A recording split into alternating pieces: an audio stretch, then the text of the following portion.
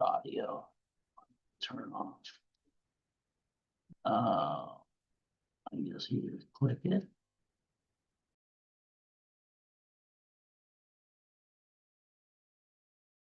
And he is, in his new book, Taking Religion Seriously.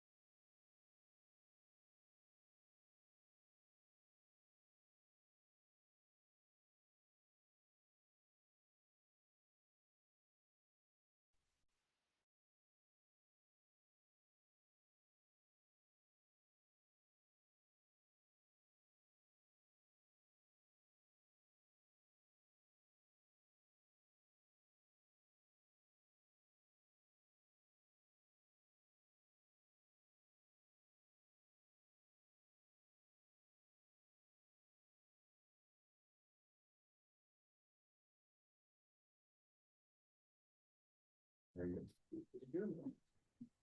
I just sent you the link.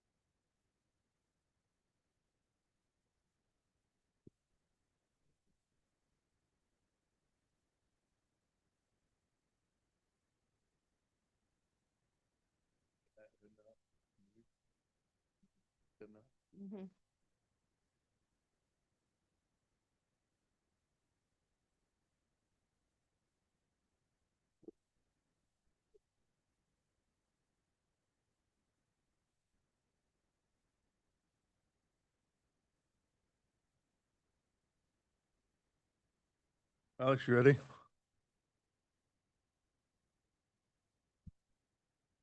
All right, good morning. Welcome to the October 15th, 2025 City Planning Commission meeting. Can't believe it's already the 15th. This month is flying by. Commissioners look forward to hearing your case as we understand every project is important and unique. In addition, we want to make sure we address all of the docketed items individually with the attention they need to build consensus between the applicant, public, and city staff. Our meeting will follow the advertised docket, and we will hear the cases in the order they are listed, beginning with the consent agenda, followed by the regular docketed items. Commissioners believe we can reach consensus by being brief yet heard. Because our meeting is virtual and recorded, we have time limits for the cases we hear, which is 5 minutes for staff presentations, 20 minutes for the applicant, plus any questions by the commissioners. When we move to public comment, we will call on those who have joined us in person first, followed by those who have joined us virtually. Public comments are limited to 2 minutes when speaking as an individual, or up to 5 minutes when representing a community association or larger group. Please be brief and limit repetitive comments. Those of you who are joining us virtually, please be ready to go when it's your turn to speak. Have your video camera turned on and your screen name correctly displayed. This helps us make sure we get your testimony for the record. As we get started, I ask staff to provide their additional ground rules and instructions as we conduct this meeting to ensure minimal disruption and maximum clarity. Sarah, can you remind us of those, please? Yes, good morning. I'll describe the testimony procedures for our hybrid meeting today. First, for those joining us online, please know that there are 2 categories of people participating in the Zoom meeting, attendees and panelists. Right now, the only panelists are the commission members and city staff. If you are an applicant or a member of the public who would like to testify regarding a case, please use the raise hand function when the case is announced to let staff know you would like to speak. There is a ribbon at the bottom of your Zoom screen with a hand icon. Please click this to raise your hand to request to speak on a case. You will need to accept the promotion to panelist in order to speak. It may appear temporarily as if you have been disconnected. Don't panic. You will reconnect shortly. If you are calling in on a phone line, your screen name appears as your phone number. You can raise your hand to speak when the case is called by pressing star followed by the number 9. When you are promoted to panelist, the chair would like for you to turn on your camera so that the commission can see you when it is your time to speak. Your microphone needs to always be on mute unless you are giving testimony at the appropriate time. When you are called upon, you will be able to share your screen to display exhibits. The chat box is only for questions about the agenda. The merits of each case should not be discussed in the chat box. For those who are joining us in person, applicants may be seated at the center desk when the case is announced. Members of the public who would like to speak may approach the microphone on the podium when the chair calls for public testimony. If you're in person, there is no need for you to be on the Zoom meeting as well. Joining the meeting in both manners causes a lot of unnecessary feedback and audio disruptions. We ask that you please silence or mute all of your electronic devices and be quiet when entering and exiting the hearing room. The Commission has established time limits for all testimony during the meeting. You will be given 2 minutes to testify when speaking as an individual, or 5 minutes if you represent an organization such as a neighborhood association, HOA, CID, or business association. Those are all of our procedures for this meeting. All right, thank you. Let's start with the consent agenda items. Let's do C1, C2, because we got a recusal on C3, and then go to C4 and 5. Sure. Consent docket item number 1, C1, is case CD CPC 2025-142, a request to approve a project plan in District R1.5 on about 17 acres, generally located at the southeast corner of Northeast Berry Road and North Cleveland Avenue, allowing for the landscaping of private open space tracts. Staff recommends approval with conditions. Item C2 is case CD CPC 2025-138, a request to approve a project plan for 283 residential units on about 56 acres, generally located at the southwest corner of North Lang Creek Parkway and Northwest Old Stagecoach Road. Staff recommends approval with conditions. Item C4 is case CD CPC 2025-97, a request to approve an MPD final plan for Woodhaven Amenity Tract in District MPD on about 1.82 acres generally located at the northeast corner of North Robin Hood Avenue and Northwest 97th Street. Staff recommends approval with conditions. And item C5 is case CD CPC 2025-139, a request to approve a project plan in District R5 on about 12.5 acres generally located at the southeast corner of Northwest Berry Road and North Childress Avenue, allowing for the landscaping of private open space tracts. Staff recommends approval with conditions. All right, any questions from the commissioners regarding docket items C1, C2, C4, or C5? No. All right, let's open it up for any public testimony. If there's anybody out there that would like to speak regarding docket items C1, C2, C4, or C5, please come forward or use your Zoom feature and you'll be called upon. There are no hands raised online. All right, so we'll close public testimony then, and I'll take a motion, please. Chair Crowell, I move to approve docket items C1, C2, C4, and C5. Second. Motion and a second for approval of those consent agenda items. Can I have roll call on that motion, please? Harkin, Aye. Beasley, Aye. Crowell, Aye. Enders. Aye. Hasek, Aye. Padilla. Aye. All right, looks like the motion passes. Can we go to C3, please? Docket item number C3 is case CLD Final Plat 2025-22, a request to approve a final plat in District MPD on about 12 acres generally located at the northeast corner of Woodland Avenue and East 18th Street, creating 4 lots for a multifamily development. Staff recommends approval with conditions. All right, any questions for the commissioners regarding docket item C3? Okay, let's open it up for public testimony. If there's anybody out there that would like to speak regarding docket item C3, please come forward or raise your hand using the Zoom feature and you will be called upon. There are no hands raised online. All right, we'll close public testimony then, and I'll take a motion, please. Chair Crowell, I move to approve docket item C3. Second. I've got a motion and a second for approval of docket item C3 with 1 recusal. Can I have a roll call on the motion, please? Harkin, Aye. Commissioner Beasley is recusing. Yeah. Crowell, Aye. Enders. Aye. Hasek, Aye. Padilla. It looks like that motion passes then. All right, let's move on to regular agenda items, beginning with those that are looking to be continued to a future date, please. Continuances begin with item number 7, case CD CPC 2025-149, a request to approve a major amendment to an existing master plan development in District MPD on about 441 acres generally located at the southwest corner of Eastern Avenue and Raytown Road, allowing for expanded uses including non-accessory parking. Staff recommends continuance without fee to November 5th. Item number 8 is case CD CPC 2025-111, a request to approve a de-annexation of approximately 4.5 acres generally located at the northwest corner of Northeast 104th Street and North Church Road from the corporate limits of the city of Kansas City, Missouri to permit subsequent annexation by the city of Liberty, Missouri. Staff requests continuance without fee to November 5th. Item number 9 is case CD SUP 2025-22, a request to approve a special use permit for outdoor warehousing storage for commercial vehicle equipment, parking, and material storage in districts M1-5 and M3-5 on about 4.17 acres generally located at the terminus of East 78th Street, west of the Union Pacific Railroad, specifically located at 3901 East 78th Street. Staff requests continuance without fee to November 5th. Item number 10 is case CD CPC 2025-135, a request to approve a development plan serving in place of a special use permit to allow a religious assembly development in District R10 on about 43 acres generally located at 9600 Northeast Rankin Road. Staff requests continuance without fee to November 5th. Item 11 is case CD CPC 2025-143, a request to approve zoning text amendments to section 88-420 parking and loading. Staff requests continuance without fee to November 5th. And item 12 is case CD CPC 2025-141, a request to approve amendments to section 88-354 regarding hours of operation for dispensary facilities. Staff requests continuance off docket without fee. Okay, any questions from the commissioners regarding continuance of docket items 7 through 12?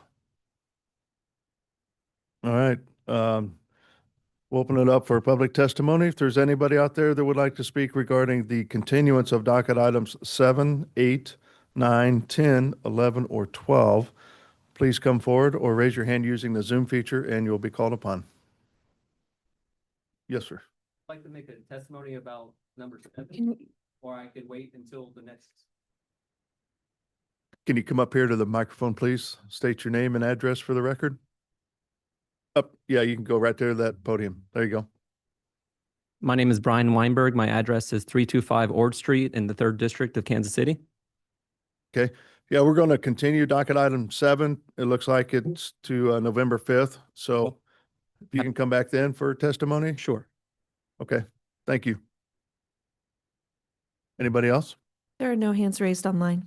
Okay, so we'll go ahead and close public testimony at this time and I'll take a motion, please. Chair Crowley, move to continue docket items 7, 8, 9, 10, 11, and 12 as stated in the docket. Second. Motion and a second for continuance of those docketed items. Can you take roll call on that motion, please? Arkin, Aye. Beasley, Aye. Crowell, Aye. Enders. Aye. Hasek, Aye. Padilla. Aye. Looks like the motion passes. Thank you. All right, we're ready for docket item number 1 then.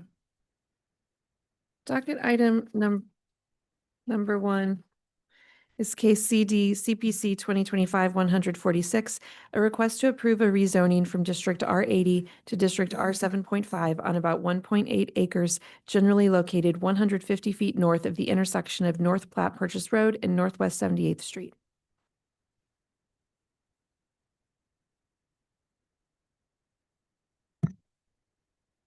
All right. Good morning, Commissioners. Justin Smith, City Planning and Development. In front of you is a rezoning at 7825 North Platte Purchase Drive. The subject site is located in the 2nd District, just west of Gladstone. Closer look at the site. It's currently kind of wrapped around the Creekwood Highland subdivision, just north of Northwest 78th Street and North Platte Purchase Drive. There is currently an existing single-family house on the subject site. Just a little bit of history of why this rezoning is in front of you today. The applicant filed a minor subdivision on August 25th, 2025. The R80 zoning district requires an 80,000 square foot lot area minimum, and the lots proposed here are 53,000 square feet and 48,000 square feet. So that does require a rezoning, and we suggested down to R7.5 to match the surrounding zoning within the Creekwood Highland subdivision. The Line Creek Area Plan future land use does support a rezoning to R7.5. It does recommend residential low density. This is just a view looking west on North Liberty Street where that additional lot is proposed to be created. And with that, staff would recommend approval without conditions, and I can answer any questions. Okay, any questions from the commissioners to city staff? So the existing home is on one of those lots now? Correct. I know it's hard to see, but it's on lot 1, which is on the left side of the screen. Okay, And so they'll create an additional lot, which the frontage will be off of North Liberty Street.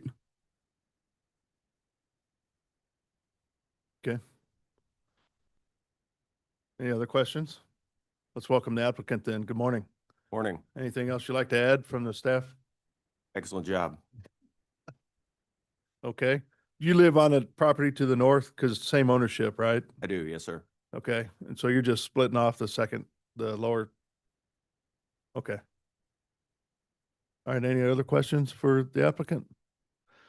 All right. This time, let's open it up for any public testimony. If there's anybody that would like to speak regarding docket item number 1, please come forward or raise your hand using the Zoom feature and you will be called upon. There are no hands raised online. All right. So we'll close public testimony. Anything else you'd like to say? Okay. We'll take a motion, please. Chair Crowley, move to approve docket item number 1 with conditions. Second. A motion and a second for approval of docket item number 1. You take roll call on that motion, please. Arkin, Aye. Beasley, Aye. Crowell, Aye. Enders. Aye. Hasek. Aye. Padilla. Aye. It looks like the motion passes 6-0. So thank you for coming in and doing that, and good luck. Thank you, sir. Yep. All right, let's move on to docket item number 2, please. Docket item number 2.1 is case CD CPC 2025-130, a request to approve an amendment to the KCI area plan from commercial, residential low density, open space buffer, and mixed-use community to residential medium density on about 107 acres, generally located at the southwest corner of Northwest 100th Street and North Platte Purchase Drive. And item 2.2 is case CD CPC 2025-129, a request to approve a rezoning from districts B3-3, R7.5, and MPD to District MPD, and approving a development plan also serving as a preliminary plat for a mixed residential development on about 107 acres, generally located at the southwest corner of Northwest 100th Street and North Platte Purchase Drive. Good morning. Genevieve Kahn, City Planning and Development, and docket item number 2, as stated, is an area plan amendment. Computer will work.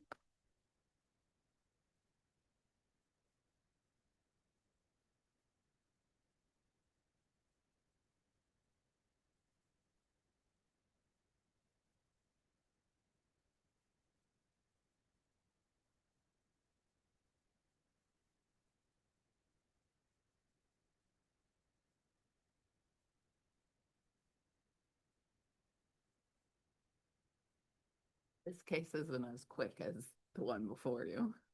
It could be. That's a Yeah, quick case. you don't know that. I'm sorry to say.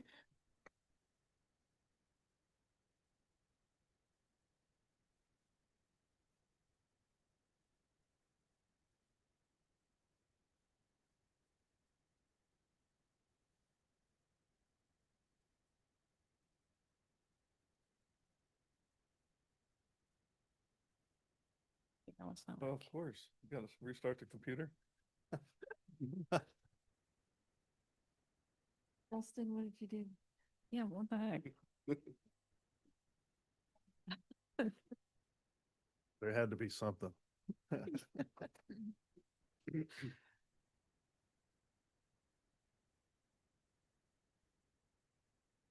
Exciting development in the Northland though, Chairman Crow. So very exciting. Yeah, they all are. Well, this one's really exciting. I get excited about everything.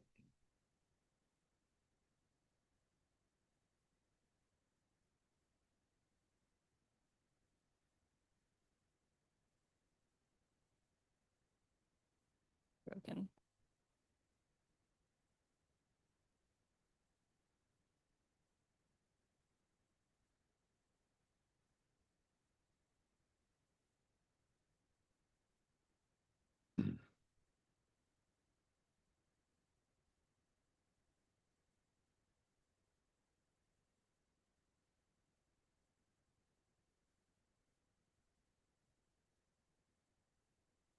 I got a great PowerPoint.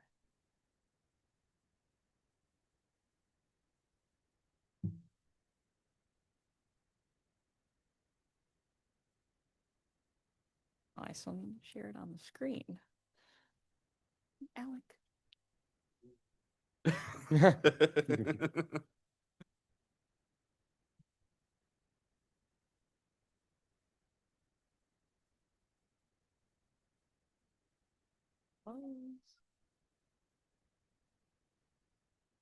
We're up early this Yes, time.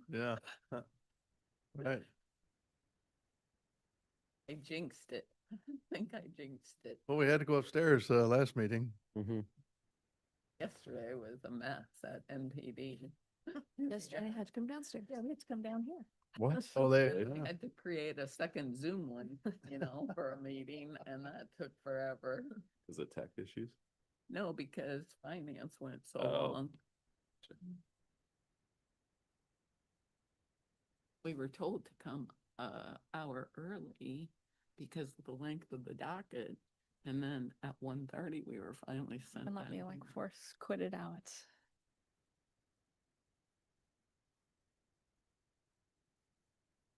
You need to reboot the machine or something or make that work? It was working, as far as I can tell. Won't let me. It's not sharing. Sharing yet.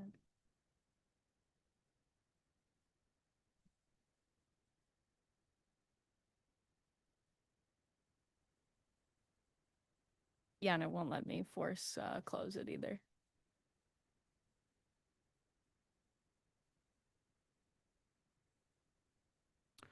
So it sounds like we need to take like a 10-minute recess and get this figured out. Sure. It just needs Alex's touch. Coffee break. Let's take a 10-minute recess and hopefully we'll get the computer working. Okay. So we can do that. Apologize, everybody.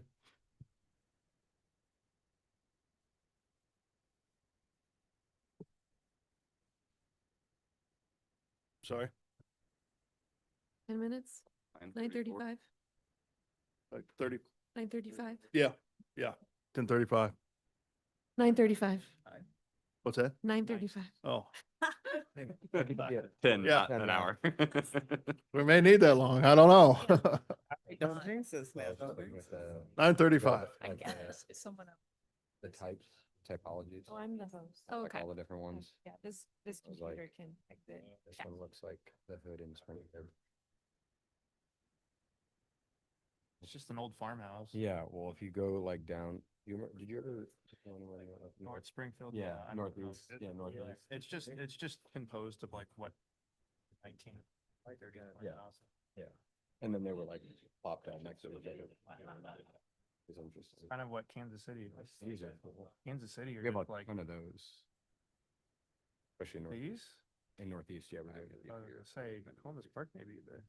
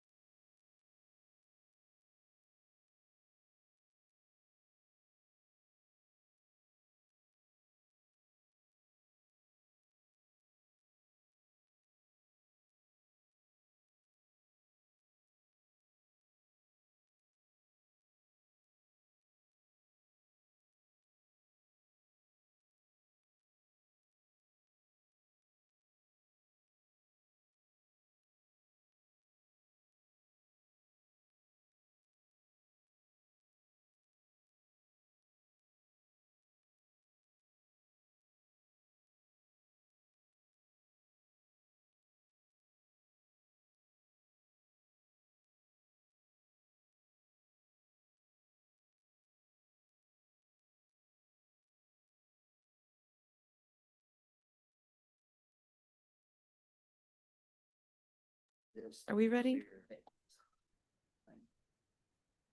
It's crazy. It just feels like, it's like, why did I get this? I think what's likely to happen, last I talked with Aaron Schmidt, they were gonna. I don't know. I probably started. This. Yep. time. I got 9:35. Potentially start this middle. Thank you. All for right, that welcome back. I history. think we've got our technology figured out for now. And so let's go ahead with docket item number 2, please.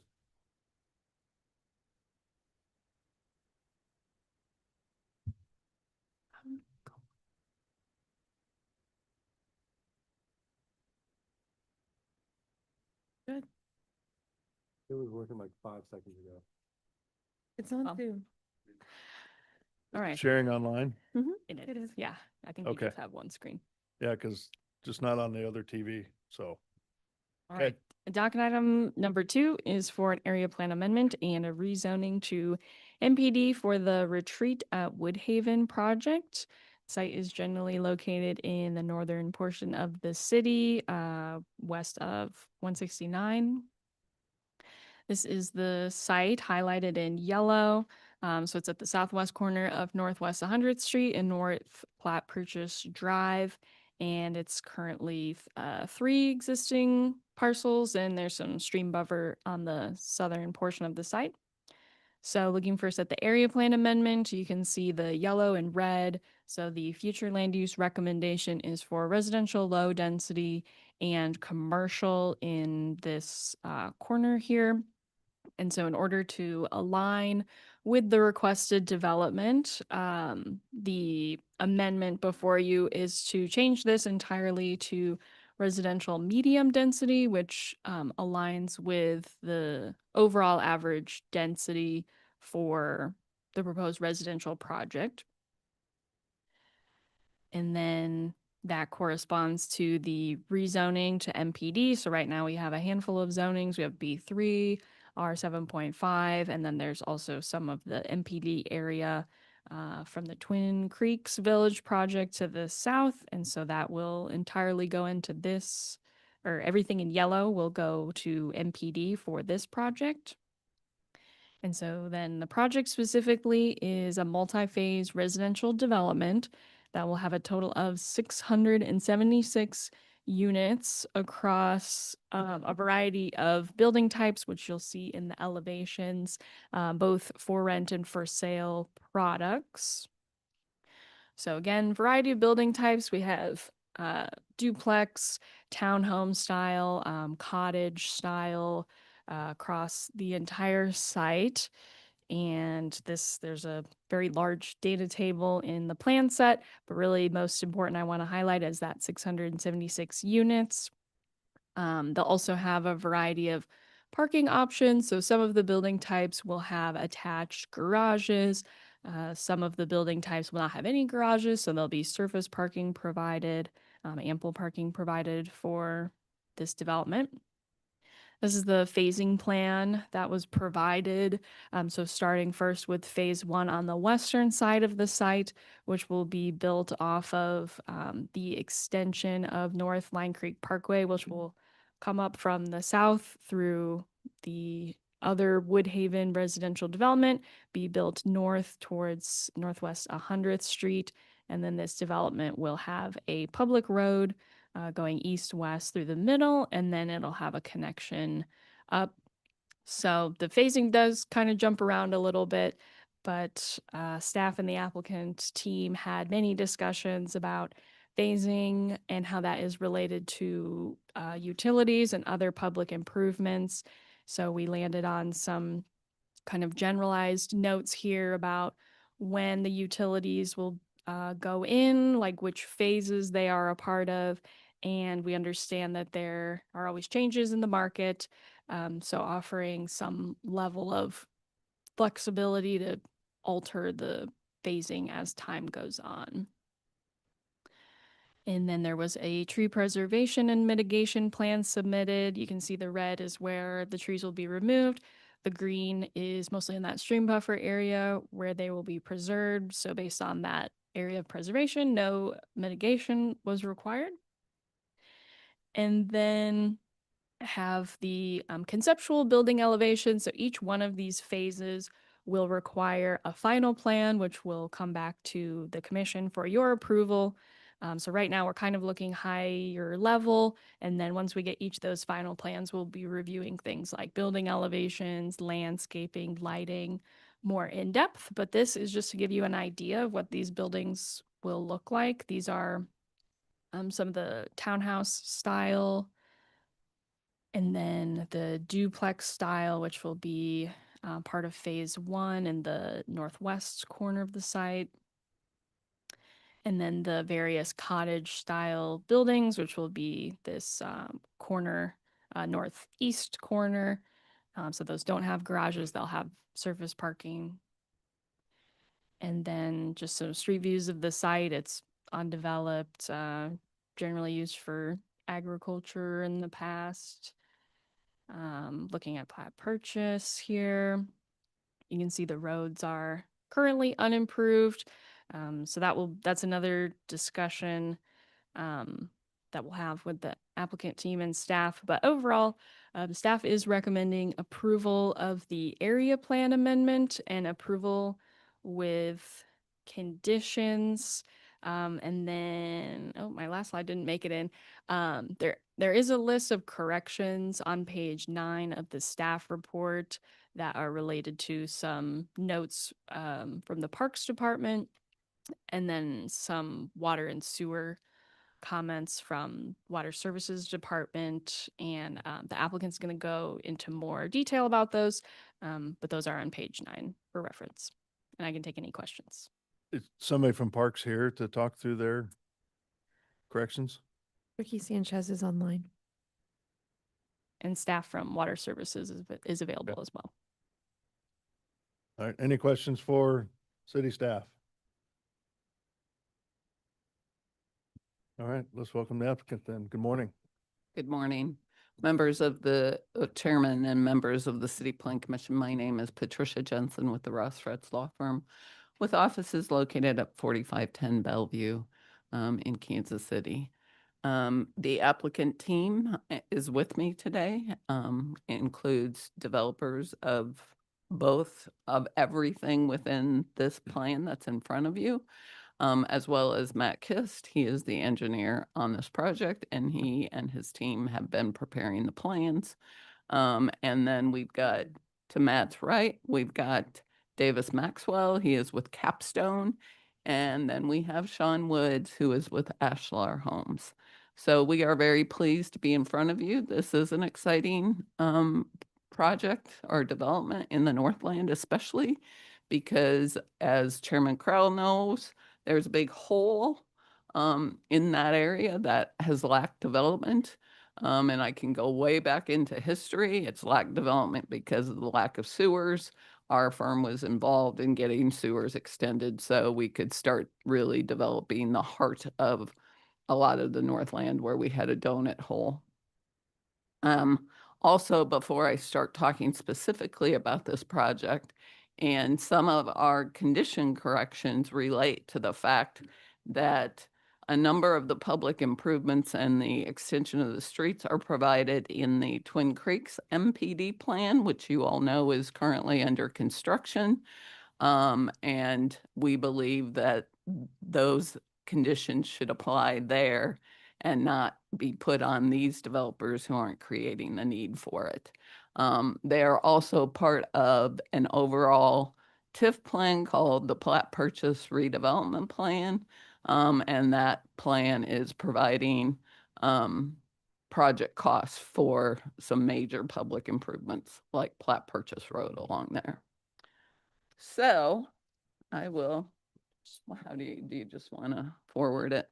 I'm going to skip through a lot of these slides and we'll get to the heart of the discussion because many of our slides are exactly the same as Genevieve's for timing's sake.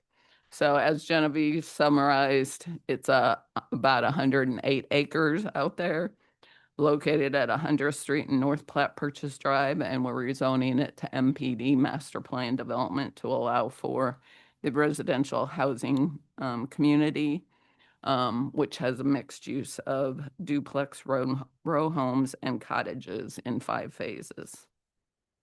And then you've seen, she's shown you the general layout plan. We don't have to really go through that. The next sheet is an enlarged copy of the table, specifically showing you the breakdown of lots 1 through 4 and the units in each of those. The next sheet is the preliminary plat sheet, and that shows you where the roads are going and the internal roads within our site that we are constructing. And then the next sheets are all the elevations that Genevieve has already shown you. I think you'll be very pleased at the level of architectural detail that we've spent. I neglected to mention, we've had many, many meetings with Genevieve and the staff concerning this development, which we believe has made it a better product. And we certainly appreciate the time that Genevieve especially has spent on this overall plan. She in fact had a Teams call with us yesterday morning to discuss some of the conditions that we still want changes to. Genevieve has already shown you the phasing plan. So let's talk offsite improvements. So the first offsite improvement really deals with Line Creek Parkway. The developer is extending Line Creek Parkway from 97th Street to 99th Street. The extension of this public roadway and the 12-inch water line will provide vehicular access and public water service for this overall plan area. We've already submitted the plans for the extension of the public roadway and water line, or they're being submitted, sorry, by October 31st. So the discussion items really deal with five corrections and conditions. The first one deals with the offsite sewer extension, which is correction number 3. And if you look at the page concerning this, the city is requesting the developer to extend sanitary sewer to the south and east to serve an upstream development. We do not believe, and it is not needed to serve the retreat project. The requested extension is already shown in the Twin Creeks MPD plan, which was approved by the council in August of 2020. And we do not believe that the developer of the retreat should be obligated to install the sewer for another development, as well as the fact that it's already covered within the financing and all of the stuff for the TIP plants. So in your picture here, what is this? Is this part of your subdivision that you're putting in, or is this south of there? Good morning. Matt Kist with Kimley Horn. So the top view, Commissioner Crowell, that's the view from the original Twin Creeks Village MPD plan that was approved. It's referred to as Erica's Place. I think it was project area number 2, if I recall, from that plan back in 2020, that you can see that the offsite sewer was shown there. The bottom view shows our plan, which is to provide the easement necessary for that, but to not actually extend the sewer. Okay, so the top view is property south of your development. Correct. And then, okay. Yep. Just trying to understand. Okay. The next correction really deals with the water line. As you can see, we've copied and pasted the exact language from condition number or correction number 4. It is a run-on sentence like you wouldn't believe. You go from, and we really believe it's better suited to divide each of these things up. We have separate comments on each of these things, but we believe you should separate correction 4 into 6 comments. So we've outlined how we believe they should be separated so that you don't have run-on sentences. And then going into details, so correction 4A, 4C, 4E, and 4F.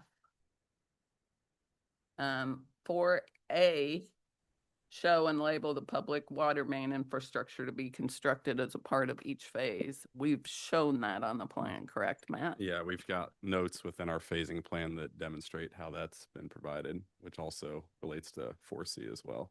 And 4C says revised plan notes to clarify the timing. We've done that. 4E says provide minimum 25-foot separation between public water mains and the proposed buildings per the rules and regulations. We already show that on the plans, and an email from Kirk Rome on 10/7 said this comment can be deleted. 4F says submit reporting documentation for the TIF funding plans for the public water mains. We really believe that should be a condition, not a correction. We certainly can provide the detail of the TIF funding plans. Then on 4B and 4D. 4B says show the perimeter water mains along North Platte Purchase Drive, Line Creek Parkway, and North 100th Street. And 4D says all perimeter mains shall be under contract permit along with or prior to each phase of the project, or shall be secured by a secured deferral agreement. What the city is asking us to do is to design and construct a water main extension in Northwest 100th Street and Platte Purchase East. We're seeking a deviation for this because we don't believe that we should be obligated to expand the city's water main system for them. That water main system that they're asking for in corrections 4B and 4D is not needed for our development. Any other comments? Correction 4B and 4D, we continue on here. 100th Street, 12-inch water line. It's not needed for our project, as I've talked about. Our water comes from the Line Creek Parkway extension. The requested extension would not have any active customers. One thing I've learned from the water department on previous projects is they don't just want a water main extended that doesn't have active water main circulation going on. They avoid stagnant water. Further, when the city recently made some private water line improvements to the city park in 2022, when they constructed a concession building, and the park we're talking about is shown on this slide on the north side, they did not extend the water main as they're telling the private developer to do. They chose to continue the way we are suggesting. So the next one is correction 4B and 4D about the 30-inch water line. It says requested extension is where we've circled Platte Purchase on the screen. That requested extension is part of the Platte Purchase TIF, which is planning to issue bonds to extend the 30-inch water line from 104th Street. Chairman Kroll knows this well. These bonds are being issued because of the revenue that the TIF is deriving from Costco, which has been a big driver to a lot of improvements in that area in the Northland. So this requested extension is part of an overall TIF plan. It's not needed for our development. And then staff conditions. The staff conditions, we ask you to delete condition number 50. It's a duplicative comment from correction number 4. On 59, it says the developer shall submit a preliminary stream buffer plan prior to the approval of the plan. Well, we've already provided the preliminary stream buffer plan. That's one of the issues I have in most of the applications that come in front of you. All of our preliminary plan approval applications must include a preliminary stream buffer plan there shouldn't be a condition that we have to provide another one. There is another condition that says we have to provide a final stream buffer plan, which we don't have an issue with. Number 65 says that we shall provide sanitary water and storm drainage easements for any private mains prior to issuance of any building permits. I'm not sure why this is coming up. This is the first time I've really seen this condition. You normally don't see a requirement on private easements. You see them on public easements. It's not required by code, and the covenants will address these. So conditions 62, 63, and 64 already provide for provisions for the maintenance of any private easements that we have. The final condition that we're asking you to delete is that this is the first time I've seen this condition. I don't believe I've ever seen it in any other staff report before. It says utilities will be required to be bonded or in place prior to recording a final plat. I don't disagree with that, but there is another option dealing with utilities in the code. So I don't think you can just take this limited provision from the code and stick it in as a condition, because the code also provides for deferral agreements if they are appropriate in certain circumstances. So our request is to delete this condition. So the summary of our requested conditions or our requested deletions or changes are outlined in the summary section. And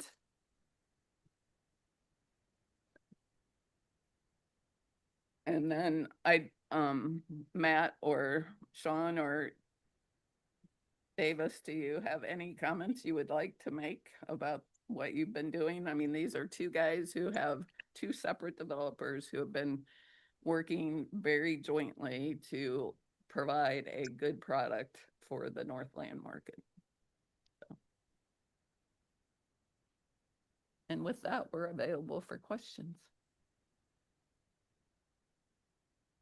I think I have a simple question. Okay. You go ahead and start. On the preliminary plat slide or handout that you gave us, I believe it's the same area that Genevieve showed was totally red, and now we're doing the rezoning. I don't see any streets in that section. What's going on in that corner? In which corner? I'm sorry, within the northeast. Northeast corner. Lot Yeah. 4. So those are all private streets. There'll be access drives to access the apartments that we've shown you. Yeah, so the pink there represents kind of the public street network, and then everything within internal to lot 4 in that case will be private streets. So the other sections I'm looking at, the blue I don't know one. where the fuck you're backing up to. Those are also private as well. The fuck you backing up to? Yeah, I know, but I don't have anything up here. The lot 4 is a for rent product, so it's all just single ownership. So there's not necessarily. Showing me my streets. Yeah, you don't have to with the apartment type developments. I think if you look at the general layout sheet, you can see it more clearly, which would be slide 3. It shows the actual layout of the parking and drives and alleys there. Yep, there you go. The general layout slide. Yes. So there you can see the internal building and all that stuff. We use the preliminary plat sheet more to show property line and easement. Okay. Thank you. You're welcome. Now It's a lot of information, so we tried to separate it as best as possible. Okay, thank you. You bet. Okay, so correction number 3, you're saying that easement's fine, just don't want to pay for the connection. And then I think I feel comfortable with, obviously want to hear from water services, but I feel like I have an understanding of what's being asked for, except could you clarify the request for 4B and 4D?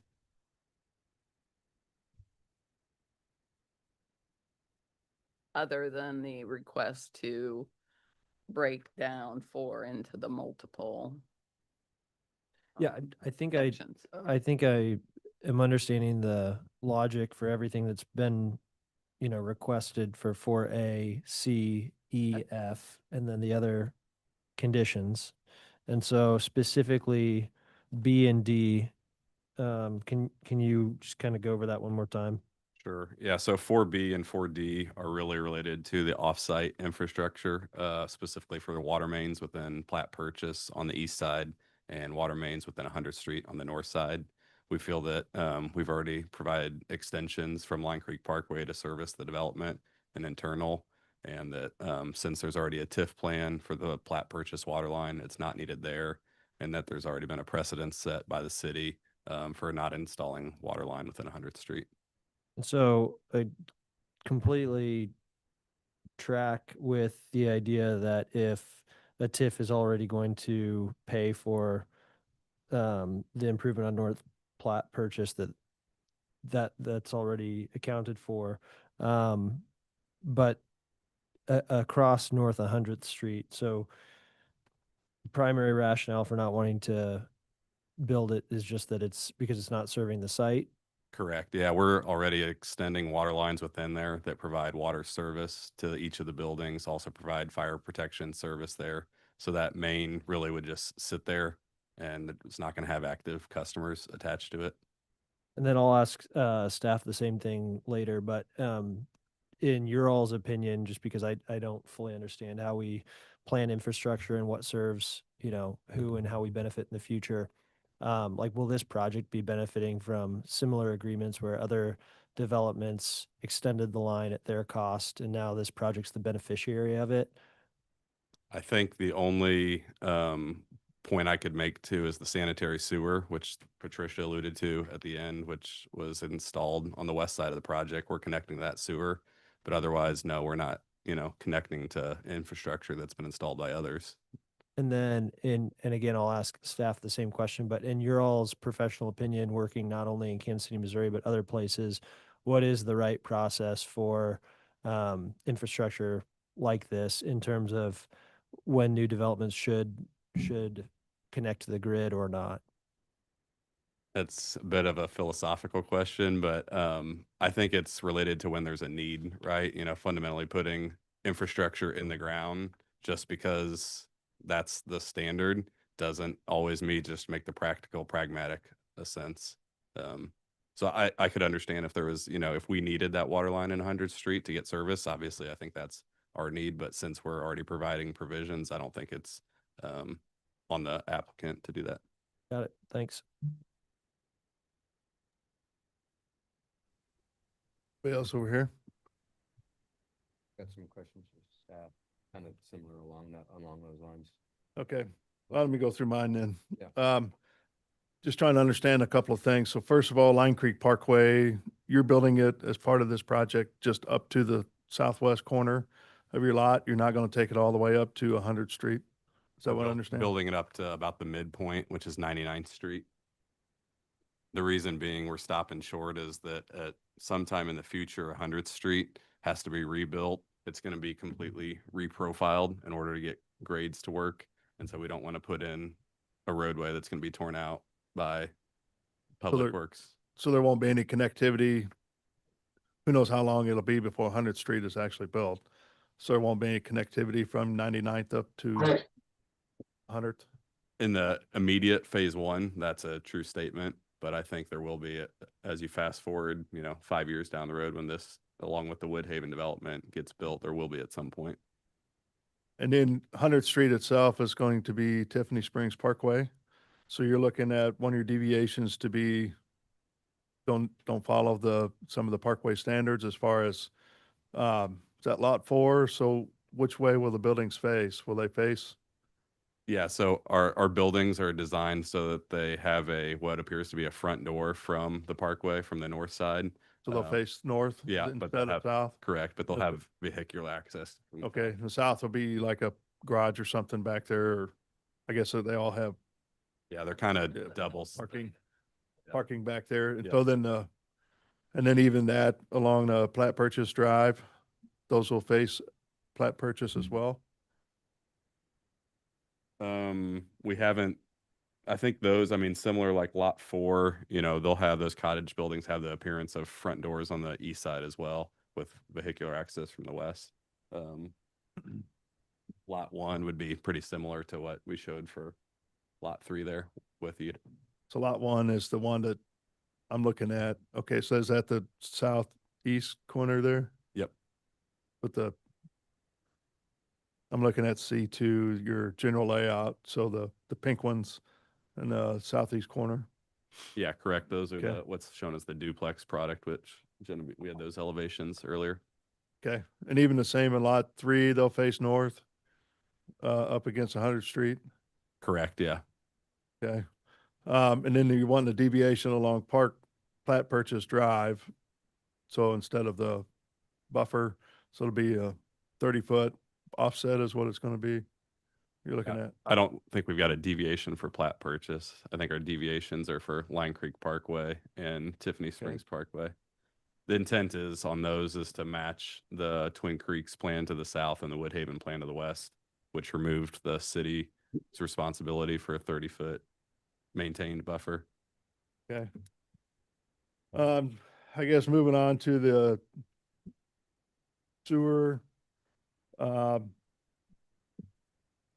can see some of that, but if you're putting in Line Creek Parkway, as part of your easement piece, there certainly needs to be a casing or something under there so you don't tear up Line Creek Parkway in the future. And that's sewers actually already in place there.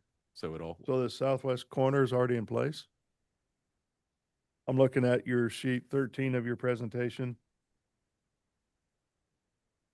What you circled there, you're saying that sewer's in place already? the sewer underneath where future Line Creek Parkway is in place. The red area is not in place in the bottom right of that sheet 13. Okay, is that the only piece that has to be constructed to have connectivity then from west side of future Line Creek down? That's the section to get to the Erica's Place subdivision to the south. Okay. Water lines, and we'll talk to city staff here in a second. So some of it sounds like they want to put in as part of the TIF. So they prefer that you guys do it as part of the development. Is that what I'm understanding? The 30-inch main along Plat Purchase, and then maybe some of on the 100th Street that you guys put it in as part of your project, but it's reimbursed as part of the TIF. I think city staff position is they don't care who pays for it. They want us to design all of it and put it all in now at the beginning. Yeah, but I'd imagine because there's pieces south of there, they're actually paid by the TIF, the engineering as well as the installation. So it seems like that's what's being requested here to do the same on this project. I believe that the city has been active in providing certain public improvements under the TIF too. So. Yeah, they know that's a public improvement, especially a 30-inch water main. Right. So we don't think that this development should be required to do it. Well, that's why you have the But it is TIF. paid for by, it should be paid initially out of pocket by the city that gets reimbursed from the TIF. They shouldn't be asking these two, you pay that huge sum out of pocket and you wait to be reimbursed. That's basically the position. Okay. All right. So not to debate the reimbursement process, but you still not considering the fact that you would be reimbursed? There is a lot of waiting in line for reimbursements under TIF plans.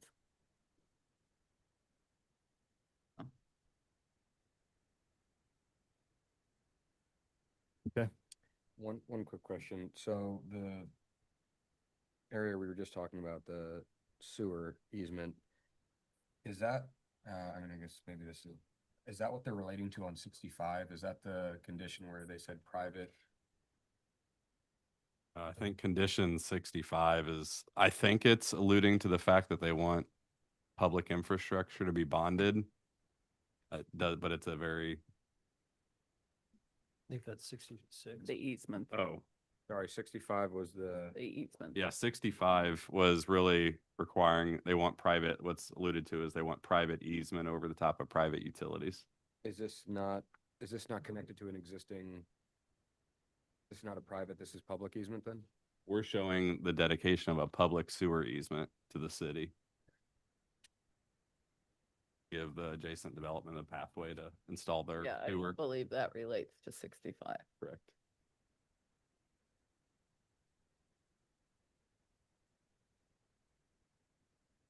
Any other questions?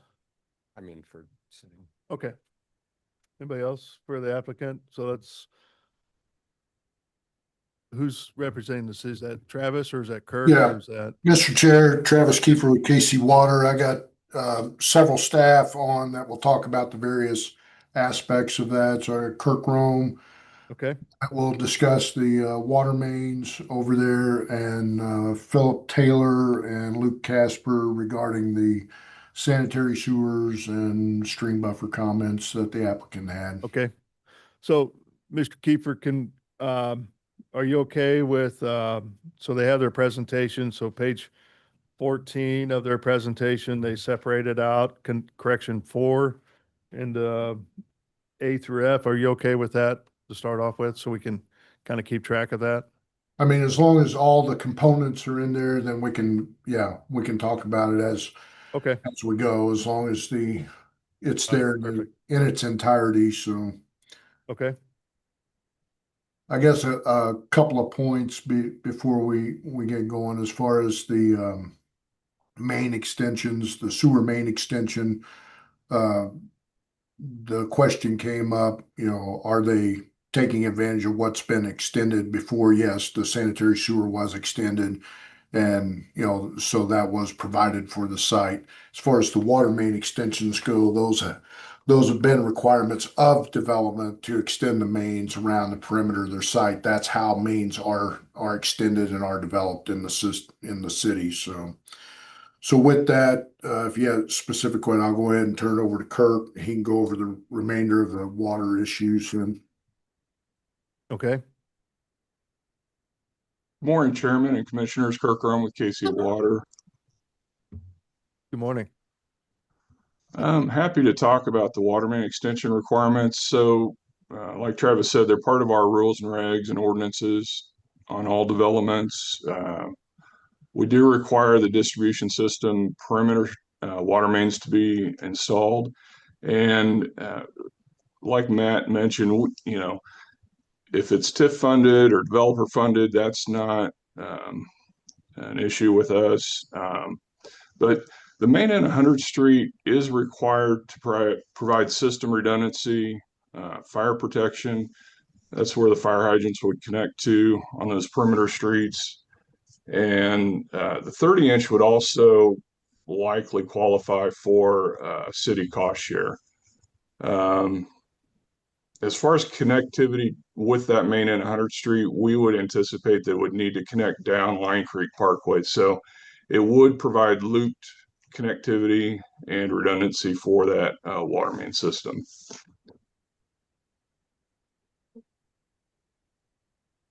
One option is to build the water main. American Chavez. Yeah. What? I need to know. You need to mute Nick. Is that Mr. Mr. Bassanetto, do you mind muting your? We've muted him. Okay, thank you. There you go. Thank you. One option would be to build all of the public water mains prior to building construction. The other option would be to build them out as the phasing occurs.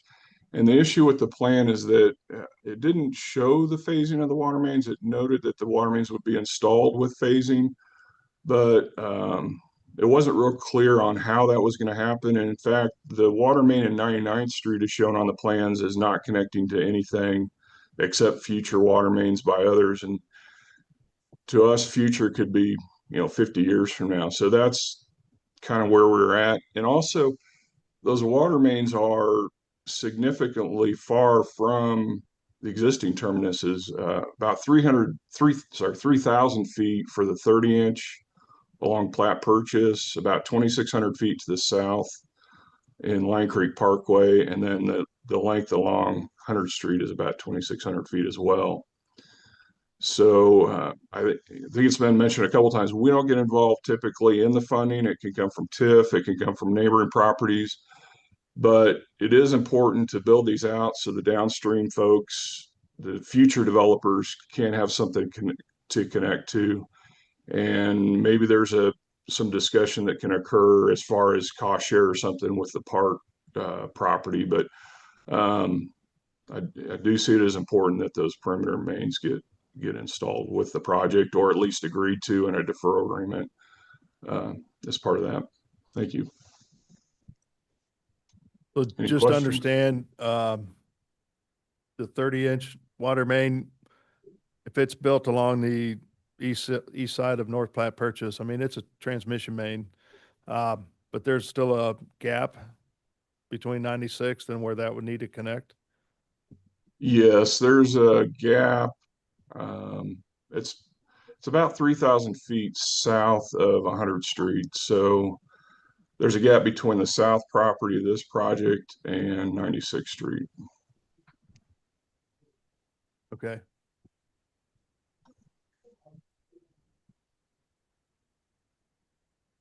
That's slide 11, right? I'm sorry? Talking about on slide 11. Maybe.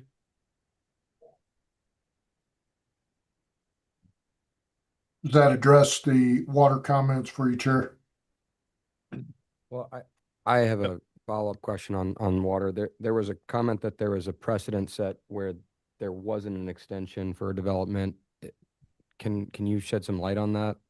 Yeah, If I this was, think if this is the a comment was with regard to, they're saying a precedent was set because they didn't extend water on the park project to the north up there when water was extended into the park. That's not a development project. That was a capital project for parks that was funded with PIAC funding, and I forget what else they utilized for that. I think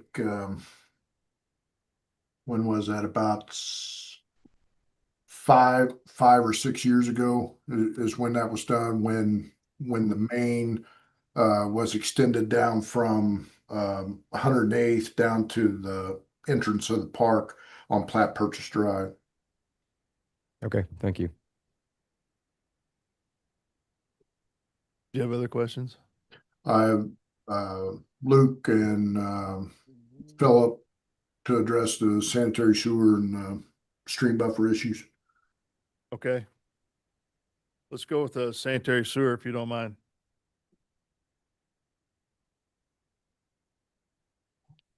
Philip, Luke, you're both muted. Yeah, this is Luke Casper, KC Water. Was there a specific question, or do you just want me to go down the list that I The have? specific question was about the sanitary sewer extension first. So Okay. number 3. So correction 3. the sanitary sewer extension, we're asking or trying to require that they build the sewer main. Typically, those are built by the development to serve the watershed that they're within. And so we looked at the previous development plan that showed connecting in that location. And so we've got the condition that these guys are the first developer there, so they need to extend the public sanitary sewer and easement to the south property line to the location shown on the Kate's on the development to the south on their development plan to tie in at that location. There was also some questions about the exclusive or the easements for the private water, sewer, and storm. And so KC Water always requires that our public or that any of the private mains, they're correct in their response that those are covered by a covenant to maintain, but they should also be in a private easement to ensure that they don't get torn out or take other people out of service in the future.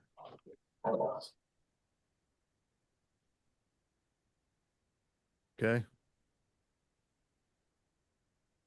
So the private mains that we're talking about are within the actual lots or the phases that are shown on that plan. Not so much for the public extension at the southwest corner. That's more the public line to serve for the tie-in to the development to the south. The private utility easement is the stuff that we're talking about within the individual lots on what would be a private main instead of a service line.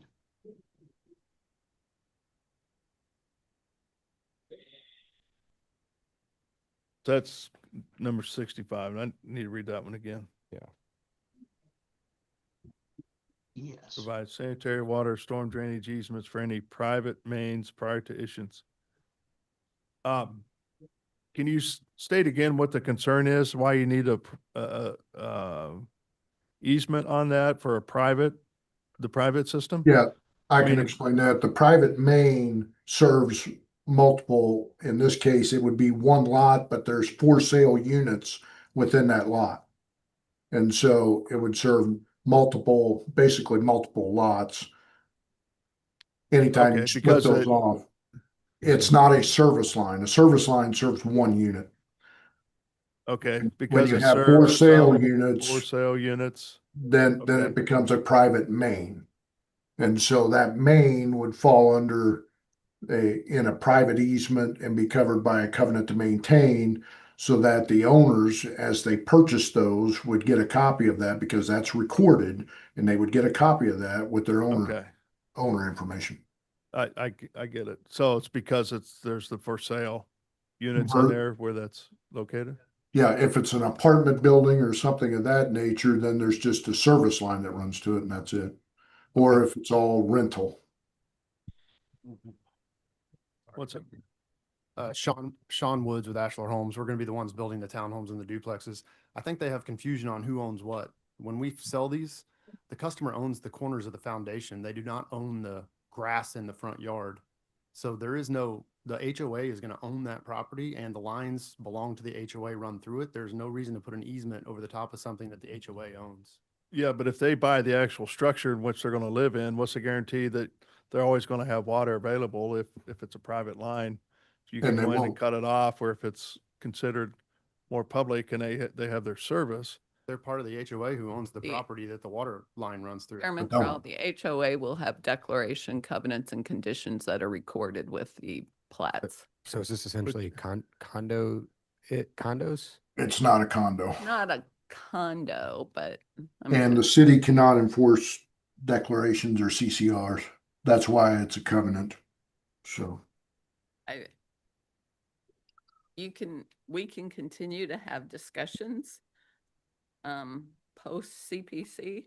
I have never seen a final plat, and I'll have Travis or Luke provide me any final plats across the city that have shown these private easements that they're asking for. And there have been many similar developments done. So we don't need to sit there and get into an argument back and forth. So if I might ask for my clarity and understanding, and forgive me, I forgot your name that fast, but you're Sean. with Ashler. So Good you're name. saying because Spelled different. it's HOA maintained, if there's a water line break, the HOA will take care of it. On the private side, correct. I mean, Public main. if it's a public main, the city would take care of it. There's portions of this that Y'all are public. confusing me, hold up. We're talking about the part you said the HOA will maintain. Correct. If Are it you breaks, now telling me that could be public or private? no. So HOA, that's if, private. correct. And the Okay. HOA would take care of the sanitary, the water, and the storm sewer, all within that section, as well as the streets. So me as a homeowner, the way the city is set up now, if I have an issue with utilities and it's on my property, then I have to take care of the repair. So what I'm hearing from you is the actual purchaser wouldn't be responsible for that. You're saying the HOA would be? If it's outside the building, correct. And That's what I wanted to hear for clarification for what you're saying. yeah, I want a little further clarity on that. So, and maybe this is more for the city. So the concern is, the reason for that is, or their requirement for this condition is because if you guys would not be able to maintain that, so if a homeowner lost service, this city water would not be taking care of it? I'm not, That's trying to correct. understand It's where. a private system. Correct. So the protection of the easement for this, like if homeowner lost service and had to do with something in the private easement, they still wouldn't contact you. They would be contacting the HOA. Correct. That's correct. Or some responsible party. That's So, why you have the covenant to maintain. so what's the benefit of the easement? The benefit of the easement is for placement of that line if it's running across other properties there. But you would never be the one, the city would never be the ones replacing it, correct? The city could replace it, but they're not obligated to replace it. Again, that's addressed in the covenant to maintain. Okay.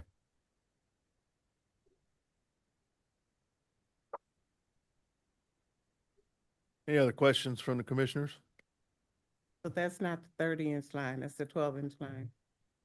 Separate. That was for sewers and for private water, Oh, yeah. there's water, okay.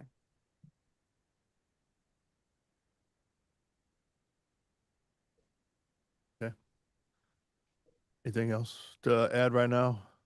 No, not at this point unless Matt. Okay.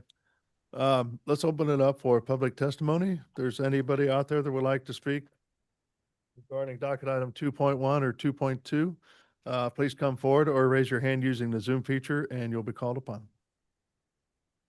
We have no hands raised online. Okay, so we can close public testimony then. There's a lot to sort out here. So while y'all do that, can I ask Please ask away. while y'all getting that together? Ms. Jensen, you started off by saying that this development would fill the donut hole, so to speak, that is in that area for development. How much of this donut hole is this development filling? Because I'm looking to see, is there more development still to be done that would abut what they're doing? There are certainly more developments that will occur. What I'm referring to the donut hole as is history-wise, probably now 20 years ago. Was it about 20 years ago? There was when Hunt Midwest and MD Management put in sewers in this donut hole. If you recall, when you drove to the airport, you were seeing development along I-29. When 152 was getting improved, you were seeing development along 152. When you saw, when you were going 169, slowly 169 was getting development, but in the middle, there were no sewers available. So Hunt Midwest and MD Management and my partner, Jim Bowers, was very active in getting the council to approve a plan to provide for the extension of the sewers in the area so we could develop that part of the Northland. That's the donut hole. And the donut hole at that time, I think there was probably 10,000 acres. So it was a huge deal. Certainly there's been developments within that donut hole now. For example, the city has done a soccer park within that. Okay. Twin Creeks has been developed. We're working on housing within Twin Creeks, as you've seen. Sean's been constructing housing within that area.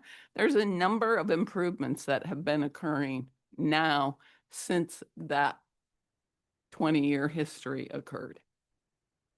So I'm hearing that maybe 3/4 of that donut hole has some type of infrastructure in it now. I can't give you a number.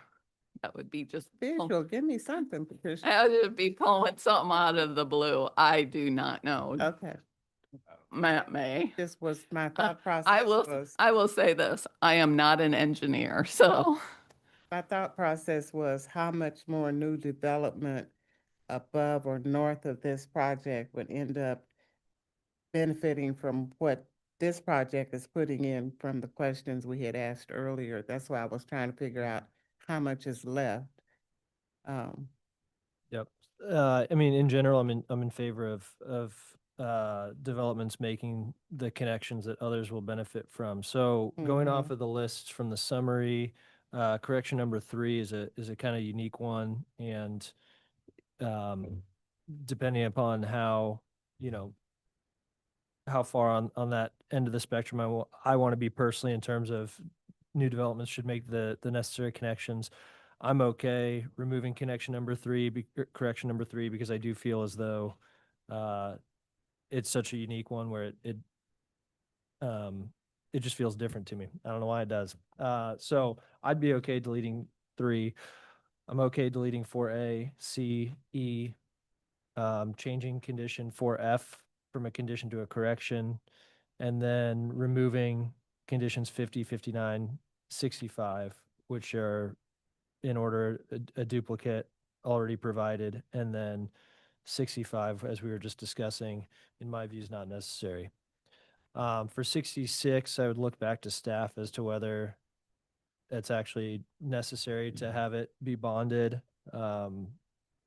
They are all bonded. It's just you either have to pull the permit and have the bonds issued, or developers can construct the improvements and then provide for a maintenance bond. Or the third option in the development code is you can provide for deferral agreements, secured and unsecured. And so This you- doesn't show the whole provision of the code. Just Well, because of the deferral and there's part. different things being requested there as well, because what happens is a final plat can be applied for and not recorded, and a builder can actually pull at-risk building permits. And that's why that was written the way it was written. You're trying to prevent at-risk building permits? That's the first I've heard of that, Travis.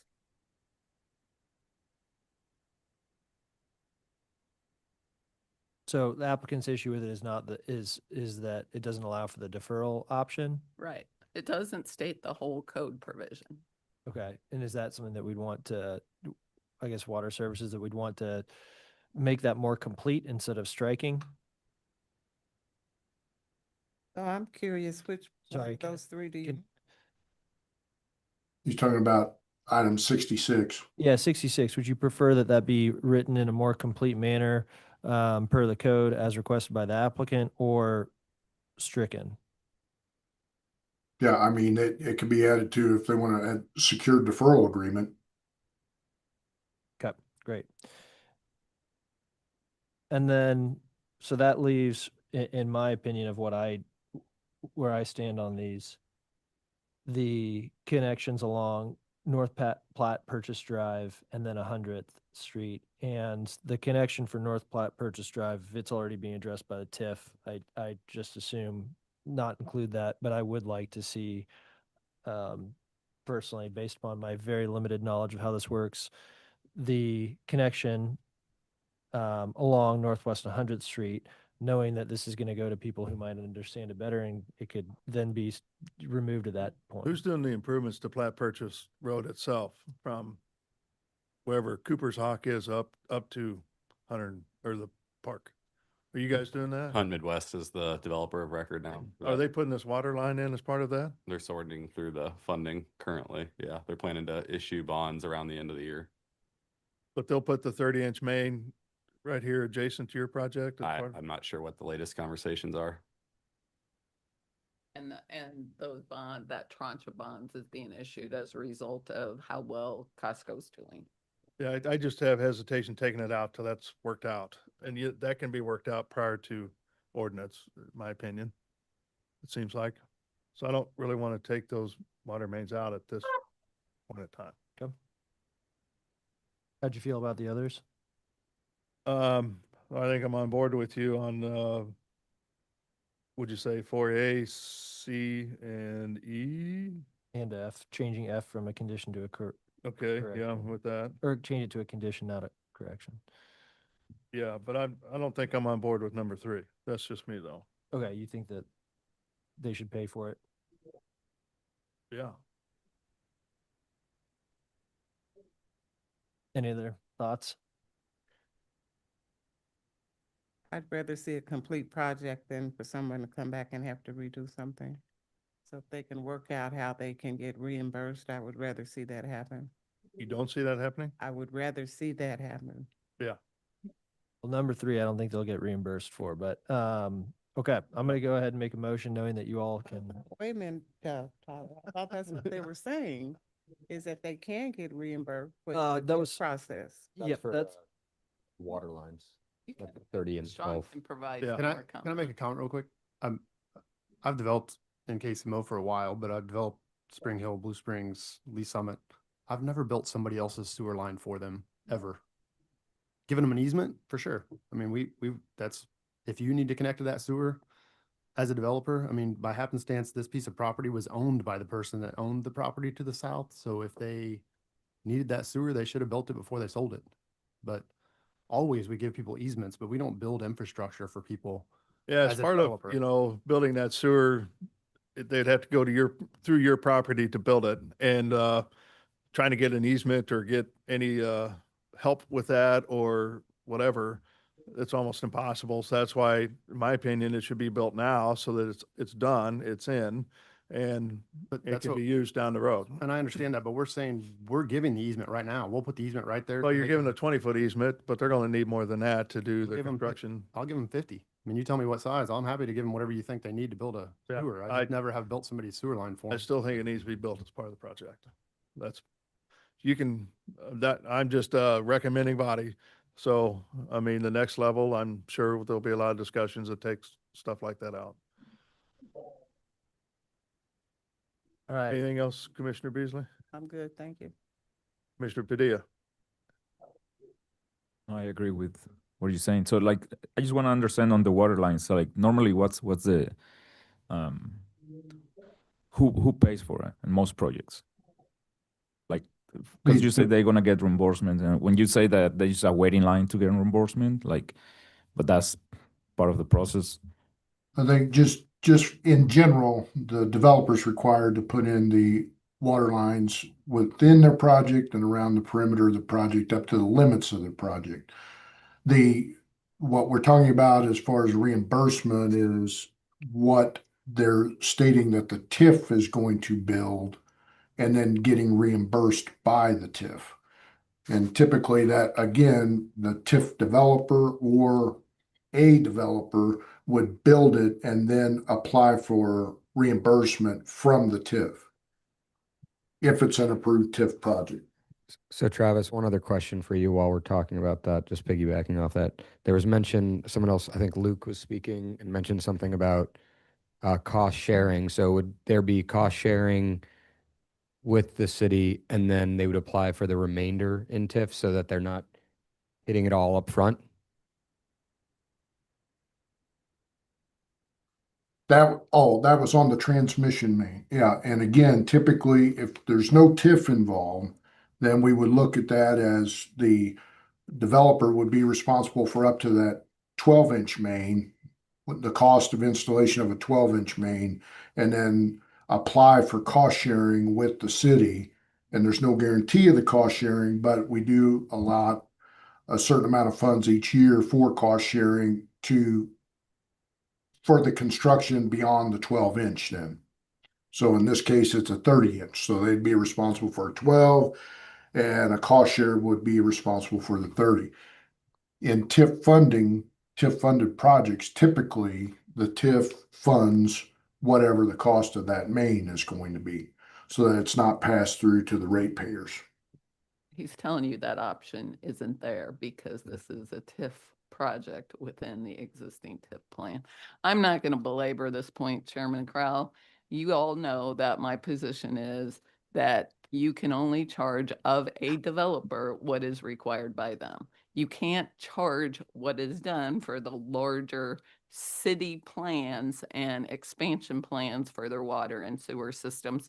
That's why we got the impact fee ordinance, as you recall, years ago. So I acknowledge there's going to be lots more conversation by the council before this is approved, and we appreciate the time you've dedicated. Yeah, I agree with that statement. At the same time, some of these things are put in place. It's easier for the developer to do while they're doing their project and be reimbursed for it as part of getting it done. That's part of it. Okay. Chair Crowell, I move to approve docket item 2.1 without conditions and 2.2 with conditions and the following. So recognizing the applicant's reorganization of four, I'll use that nomenclature for this recommendation. So deleting 4A, 4C, and 4E, changing condition 4F to a condition from a correction, and then deleting conditions 50, 59, 65, and adding to condition 66, the option for a secure deferral agreement. 66 is already there, so you're saying to Adding, modify it? yeah, Or- modifying it by adding the secure deferral agreement option. Okay. Second. So I got a motion and a second for approval of docket items 2.1 and 2.2 with modifications to the conditions and corrections in 2.2 as stated. Sarah, can you take roll call, please? Morgan, Aye. Beasley, Aye. Crowell, Aye. Enders, Aye. Hasek, Aye. Padilla. Aye. Looks like the motion passes. Thank you. Thank you all for your time today. Yep, thank you. All right, let's move on to docket item number 3. And I get to recuse myself from this one. Docket item number 3 is case CD SUP 2025-33, a request to approve a special use permit within an R 0.5 zoning district in order to construct a parking garage as accessory parking on the subject site on about 1.8 acres, generally located at 414 East 22nd Street.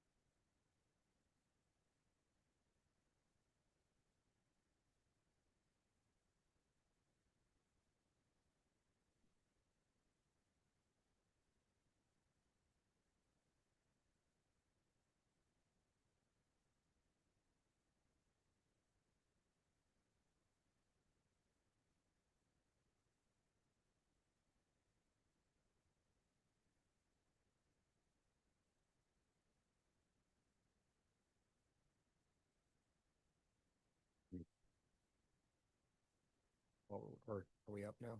We are.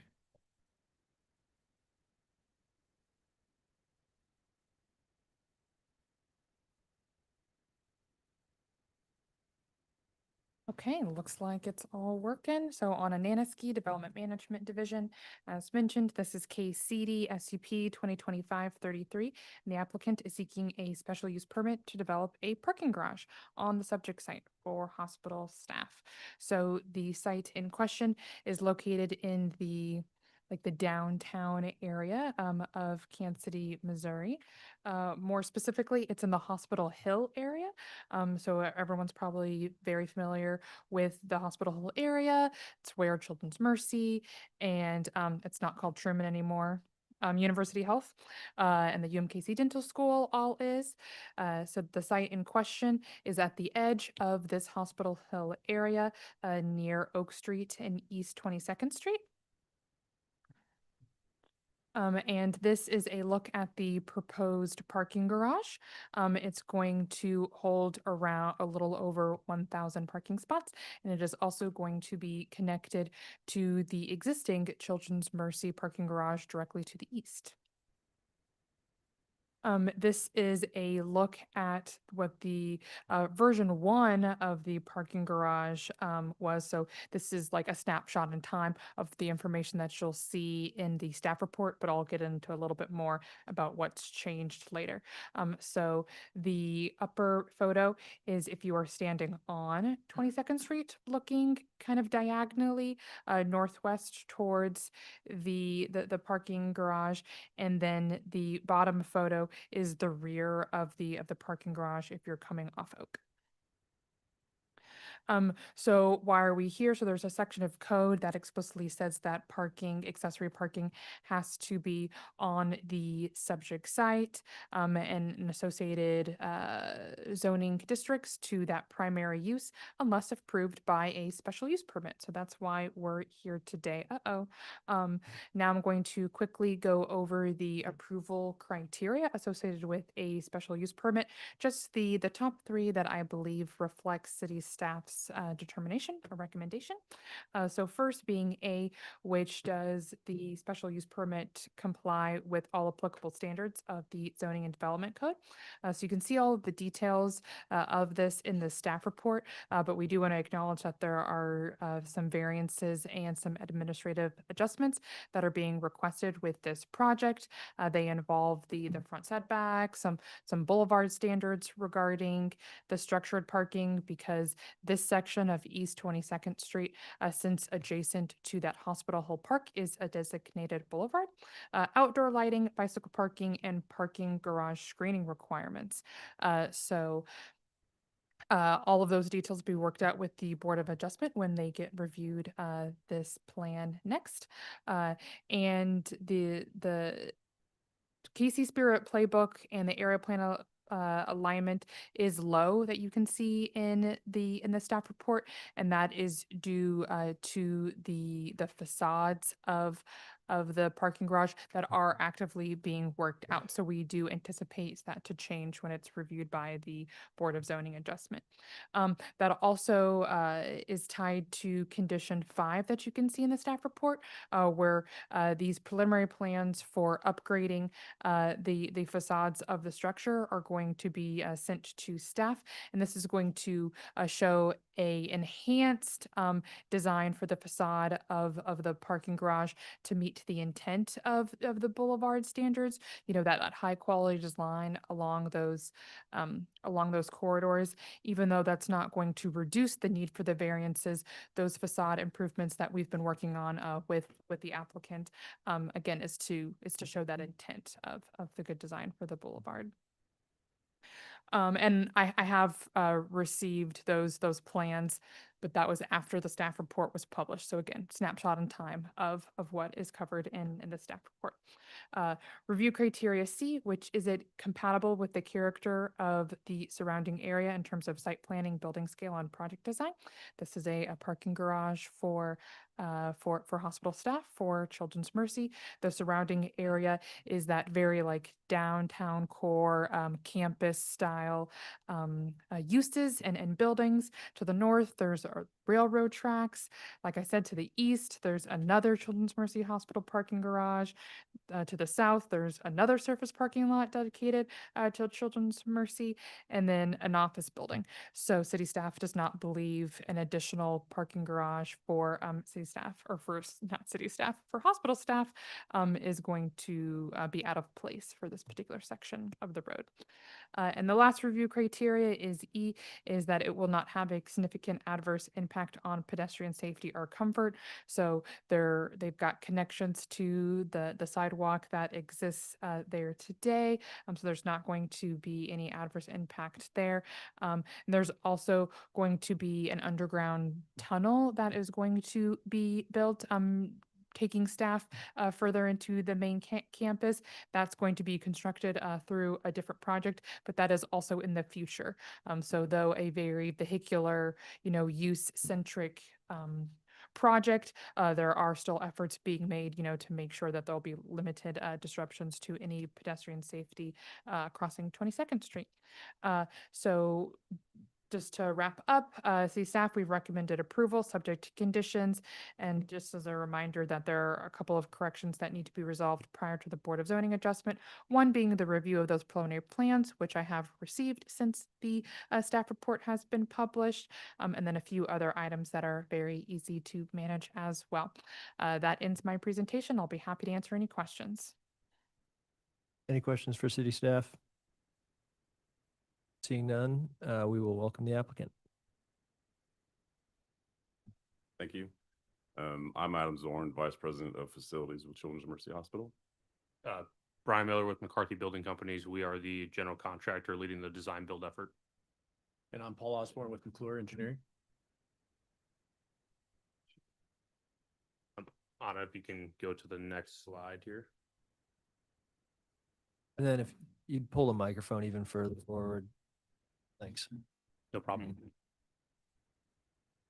Just want to highlight our team with this being a design build project. Like we had mentioned, Adam is here representing Children's Mercy, myself representing McCarthy Building Companies. We have integrated project design or integrated parking design and Piccadilly Wagner Castle as our architectural and structural engineers, civil engineers. We've got Paul here representing McClure, and then some local partners with electrical, mechanical, and plumbing with RS Electric, Metro Heat or Metro HVAC, and Jayhawk Sprinkler. One of the things I do want to note here is that our partners from our architect team and our structural engineering teams are not from the Kansas City area. However, our McCarthy team and them have built several hundred parking garages around the country with them, being able to provide a good product for Children's Mercy for this area is the leading factor behind that. Some key factors, I think a lot of these were already hit on. Our overall stall count right now is 1246. The underground tunnel that Anna had hit on is an existing steam tunnel that will be going on at the same time as this project. So that's not something that's delayed and pushed off to the future. They're working through finalizing drawings and permit submission as well on that item. Entrances to this garage are going to occur off of both 22nd Street and through homes with the connection to the existing garage adjacent to it. And then there's currently a community garden that is directly adjacent to the old steam plant site right next to this garage. That community garden will remain in place throughout the construction of this project. So why this project for Children's Mercy? Again, this garage will be devoted strictly to employee parking. Our existing parking, which we'll show on a future slide, is down the hill across the railroad tracks at 20th and Oak. And right now we have to shuttle a large portion of our employees to the hospital from that remote location.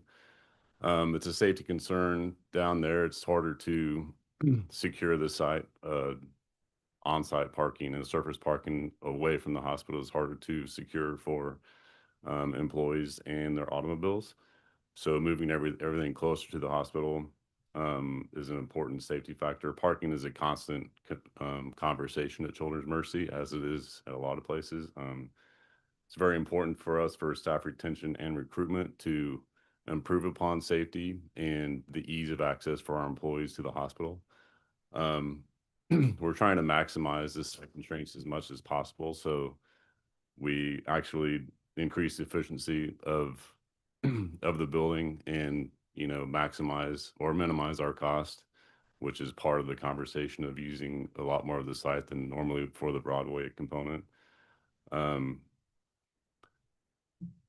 We're very aware of the visibility of this building in its location up on the bottom of Hospital Hill. It's very visible from downtown and Midtown. And we just built the research tower a few years ago, very visible from a lighting standpoint, especially at night. And we plan to enhance that visibility with this building also. And of course, improves staff accessibility closer to the hospital, as mentioned. And another important safety component is that tunnel. Right now, the existing garage, our employees have to cross 22nd Street, which is very busy and congested in the morning, and in the evening. And utilizing the tunnel they will no longer have to cross that busy intersection. Actually, it's not an intersection, they cross in the middle of the street. So very important for safety of pedestrians for us. This shows our current shuttle path, just to emphasize the fact that we are going to improve upon it quite a bit. It's an additional 15 to 20 minutes of time to get, parked, wait for the shuttle, and get to the hospital. So it's an important, again, an important employee satisfier for us.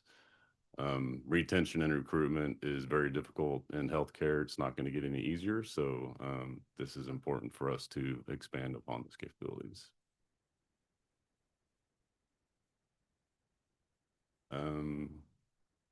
More about Paul, you can talk more about this if you like, but new garage again is just west of the existing garage. We're adding the entrance, or actually connectivity from the existing garage to the new garage, so that we have a primary entrance off of Holmes to get to the new facility. There's an existing curb cut on 22nd Street that's shown here that we'll utilize also, but we're really hoping to minimize the traffic on 22nd Street and push everybody to Holmes as much as possible. The tunnel is shown. Again, that's an existing, you can see it, the pedestrian tunnel. It's an existing steam tunnel that we're planning to enhance and improve so that we can utilize it for this pedestrian movement. Again, that's a separate project, but it's key to the safety of the employees.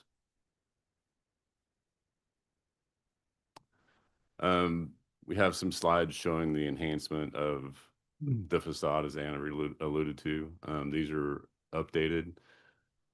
The primary thing to focus on is that we'll be putting in perforated metal panels. The color in a rendering is going to be exactly probably what we're going to purchase, but we'll work that out with the city in the future. But in general, perforated panels, an enhanced stair tower that's as similar to our research tower. And again, some of the colors probably aren't correct, but you can see that we're enhancing compared to the existing garage. You can see that we're planning on enhancing it quite a bit. So that's off of 22nd Street. This is a view off of 22nd Street from the west. Again, showing that visible west elevation. Then that same picture at night. Again, the lighting isn't perfect on here in the rendering, but we'll hope to improve that lighting and match. We coordinate now with the city. Visit KC is one of the groups we coordinate with for events that we match the lighting for a lot of buildings in downtown and midtown and our own building at the research tower. So that will be an enhancement. Straight on view from 22nd Street. And right now our employees cross this busy street, and we're hoping to negate that in the future with the tunnel. And this is a key view off of Oak Viaduct over the railroad tracks. Very prominent. You can imagine this at night, lit up, similar to the CMRI, the research tower that's also pictured there. So we're very aware of how prominent this is from a view from downtown and from midtown, and we definitely want to take advantage of that for our own enhancements. Thank you. Great, thank you. Any questions for the applicant? So it looks like that the new garage will be the same height as the existing one. Did I see that right? Yeah, It's very, very similar. It looked like it was about five levels. Correct. Six levels, but it's levels. a little bit lower with the slope of 22nd Street. Okay. And I'm familiar with that stretch. So yes, it's dangerous because people don't want to stop even though they hit the light to cross. It's confusing. Everybody's in a hurry. So yeah. Mm-hmm. I have a question, and I apologize if you've iterated this in the presentation. But is the intention for this to create new parking, or is this to consolidate existing? Yeah, it's not really new. It's new from the standpoint that it's on campus, but we're trying to not have to have patients or employees park in that remote surface lot. Right, okay. And so what's the intention with that surface lot long term? Right now, we don't know. Probably at some point sell it because we don't have a use for it. But at this point, subject to this approval, we don't have long-term plans for it. No development at this time, at least on our behalf. Great. All right, if there are no more questions, we'll open it up for public testimony. There are no hands raised online. Great. We'll close public testimony. Any final comments? Thank you. All right, then I'll take a motion. Give me just a second. Let me get the docket back open. Okay. I'm going to go ahead and move to approve docket item number 3 with conditions stated. Second. It's been moved and seconded to approve docket item number 3 with conditions. All those in favor, please say aye. Aye. Any opposed or abstentions? Project passes. Good luck and thank you. Thank you.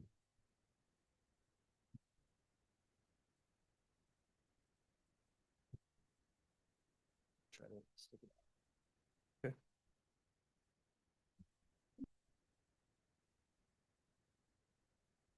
Docket item number 4 is case CD SUP 2025-18, a request to approve a special use permit in District R6 on about 0.125 acres, generally located at 4843 Woodland, to allow for neighborhood serving retail in an existing building.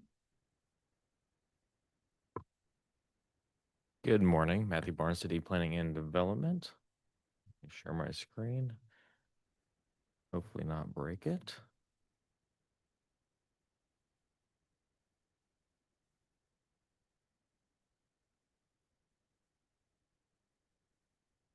Okay, here with docket item number 4, which is a neighborhood serving retail special use permit located at 4843 Woodland. That is the wrong site plan. This site is located near Paseo High School, right off of Dr. Martin Luther King Boulevard. And you can see 71 there on the right side of the screen, Paseo Boulevard on the west there. Subject site is located in yellow. And this is the street view of that. It is a historically a neighborhood serving retail. It has been not used as that. It most recently was used as a religious assembly. It is currently vacant. Here's just the other street view of that as well. You can see the windows have been boarded up, but they are still there. Historic tile roof as well. And this is just the rear side of the north end. That is the parking lot for the building. The applicant intends to repave that and put in parking on site. Here's just that site plan. You can see there is an ADA spot there at the corner, 3 spots to the east there, and then 1 spot over here. Trash dumpsters is on site and enclosed. There is existing street trees on this area, but the applicant is providing additional landscaping in this form of planters along in that concreted area. And just here's a little elevation of those. 2 foot high adds a little bit of additional landscaping. So here's just their given elevations. You can see they're re-adding the windows, new doors, but not really making any changes to the site besides cleaning it up and utilizing the retail space. Here's just a list of the permitted uses that the plan states: religious assembly, artist work or sales space, eating and drinking establishment, which excludes taverns and nightclubs, food and beverage retail sales, which excludes liquor stores, office administrative, professional or general, office medical, does not include blood or plasma centers, personal improvement service, and that's things like hair salons, along that line, retail sales, and that also excludes tobacco and vape stores. The applicant is requesting a variance of 1 parking space that will go before the Board of Adjustment as well for final approval. Retail sales at this location would require 6 parking spaces. And I showed you the parking lot earlier. They have it configured with that ADA space. that only 5 parking spaces are available.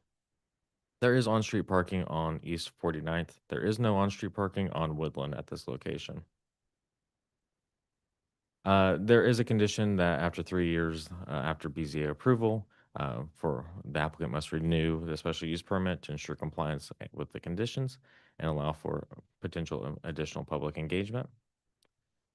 And with that, staff recommends approval with conditions of docket item number 4, and I can take any questions. Okay, thank you. Any questions from the commissioners? Let's welcome the applicant then. Good morning. Good morning. I'm Bobby Pendleton. Thanks for having me. It's pretty cut and dry, really. It was built as retail, commercial building, and sometime over the course of rezoning, they threw it as an R6. I mean, I think we can all tell it's not built as a residential building. And we're just trying to make the building nice again and make the neighborhood better. So should be an easy one. Okay. Any questions for the applicant? I'm curious with the limitations of what you can sell, what are you planning on having in there? I'm sorry? With the limitations of what can be there from the list they just read, what are you planning on having in there? So, I mean, ideally, what I think would be really good for the area is some kind of salon, beauty, something like that in part of it. I'm looking at the 2 units to the south. They're going to be a bigger unit, and then there's going to be one professional office on the north side. So it's going to be 2 units. One's like 1,800 and one's about 900 square foot. So I see some kind of salon, something community serving. Also, I'm trying to do something. I've just got in contact with Paseo High School, and there might be a little interest there with them doing something synergetic with one of the spaces. So I was going down a whole different path, so I'm glad I asked you that question. what path were you going down? I thought you were gonna lean more toward chips and candy and pop and stuff that the kids could come and buy, be under retail. So, yeah. No, I don't think I'm so. glad to hear your vision of what But, you want to do. I mean, I'm a investor. I mean, to be honest with you, so it's like I'm not putting businesses in there. I'm getting them built up Prepared. to where somebody would want to lease it, you know, so I can't speak on what exactly for certain was going to be there, but that's just what I envision. I like your vision. Thank you. Any other questions for the applicant? All right, let's open it up for public testimony. If there's anybody that would like to speak regarding docket item 4, please come forward or raise your hand using the Zoom feature and you'll be called upon. There are no hands raised online. Okay, we'll close public testimony then. Anything else you'd like to add? No, thank you. All right, I'll take a motion, please. Chair Corral, I move to approve docket item number 4 with conditions. Second. A motion and a second for approval of docket item number 4. Can you take roll call, please, on that motion? Arkin, Aye. Beasley, Aye. Crowell, Aye. Enders. Aye. Hasek, Aye. Padilla. Aye. All right, looks like the motion passes then. Thank you. Good luck. All right, let's move on to docket item number 5. Is everybody okay, or do you want a restroom break before? The last one, right? Good? Okay, right. docket item number 5. 5.1 is case CD CPC 2025-131, a request to approve a rezoning from UR to B3-2 on about 1 acre generally located at the northeast corner of Broadway Boulevard and West 40th Street.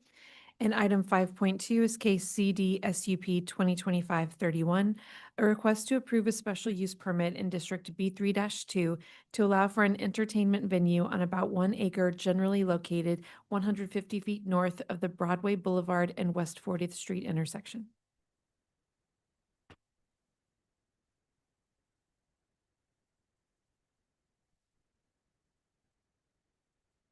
All right, good morning again, Commissioners. Justin Smith, City Planning and Development.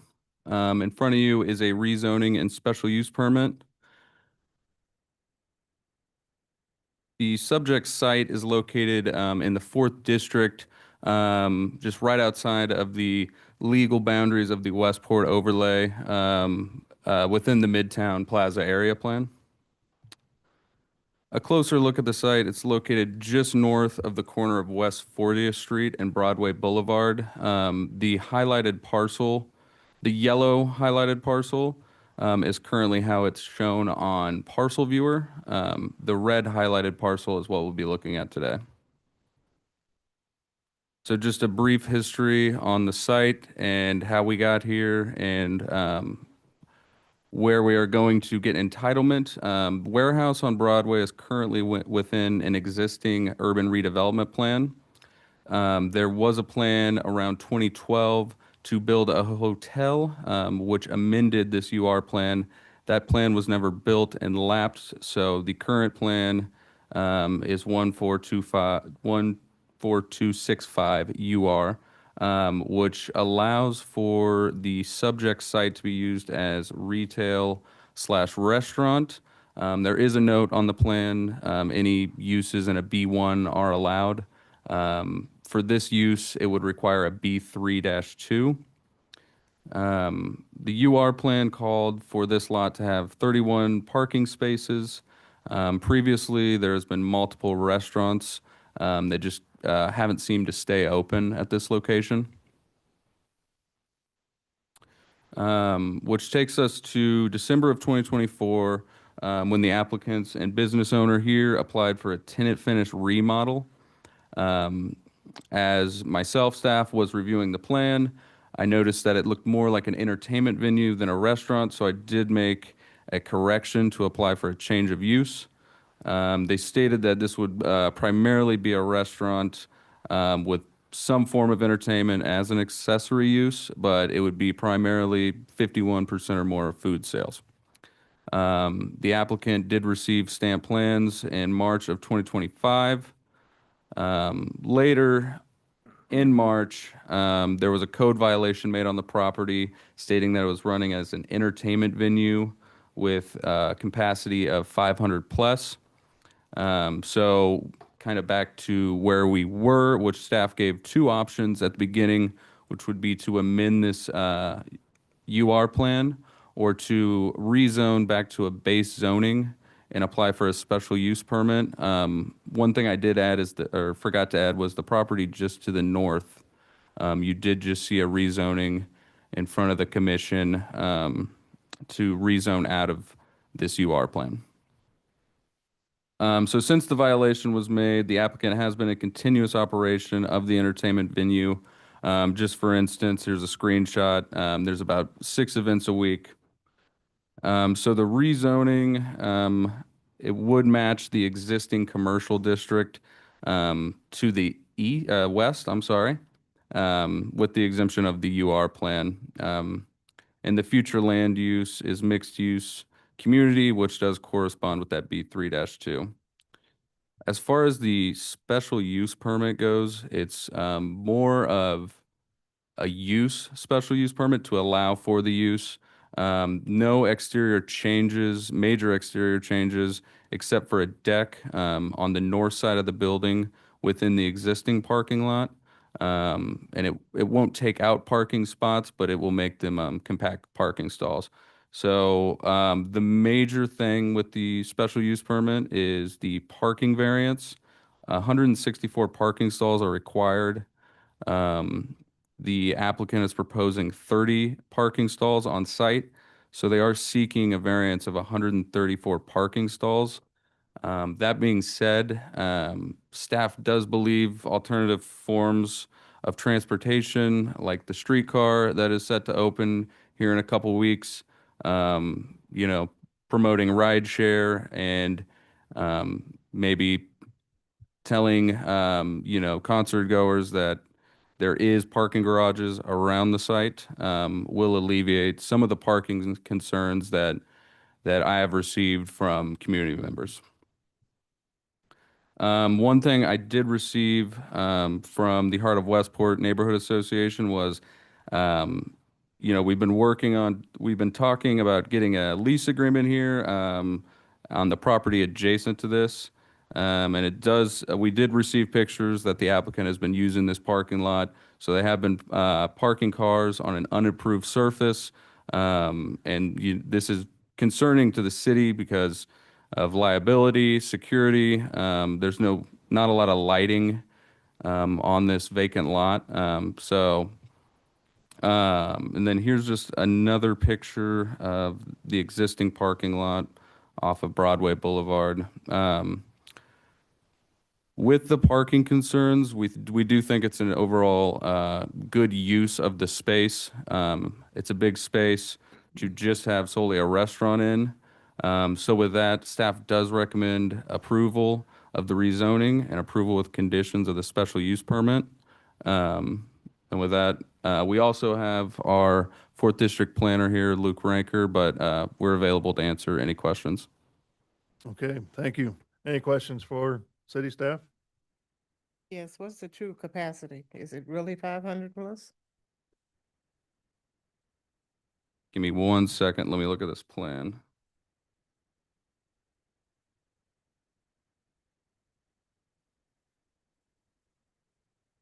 Of the entertainment venue itself, it's 531 on the plans. That's the north building Yes. or both buildings combined?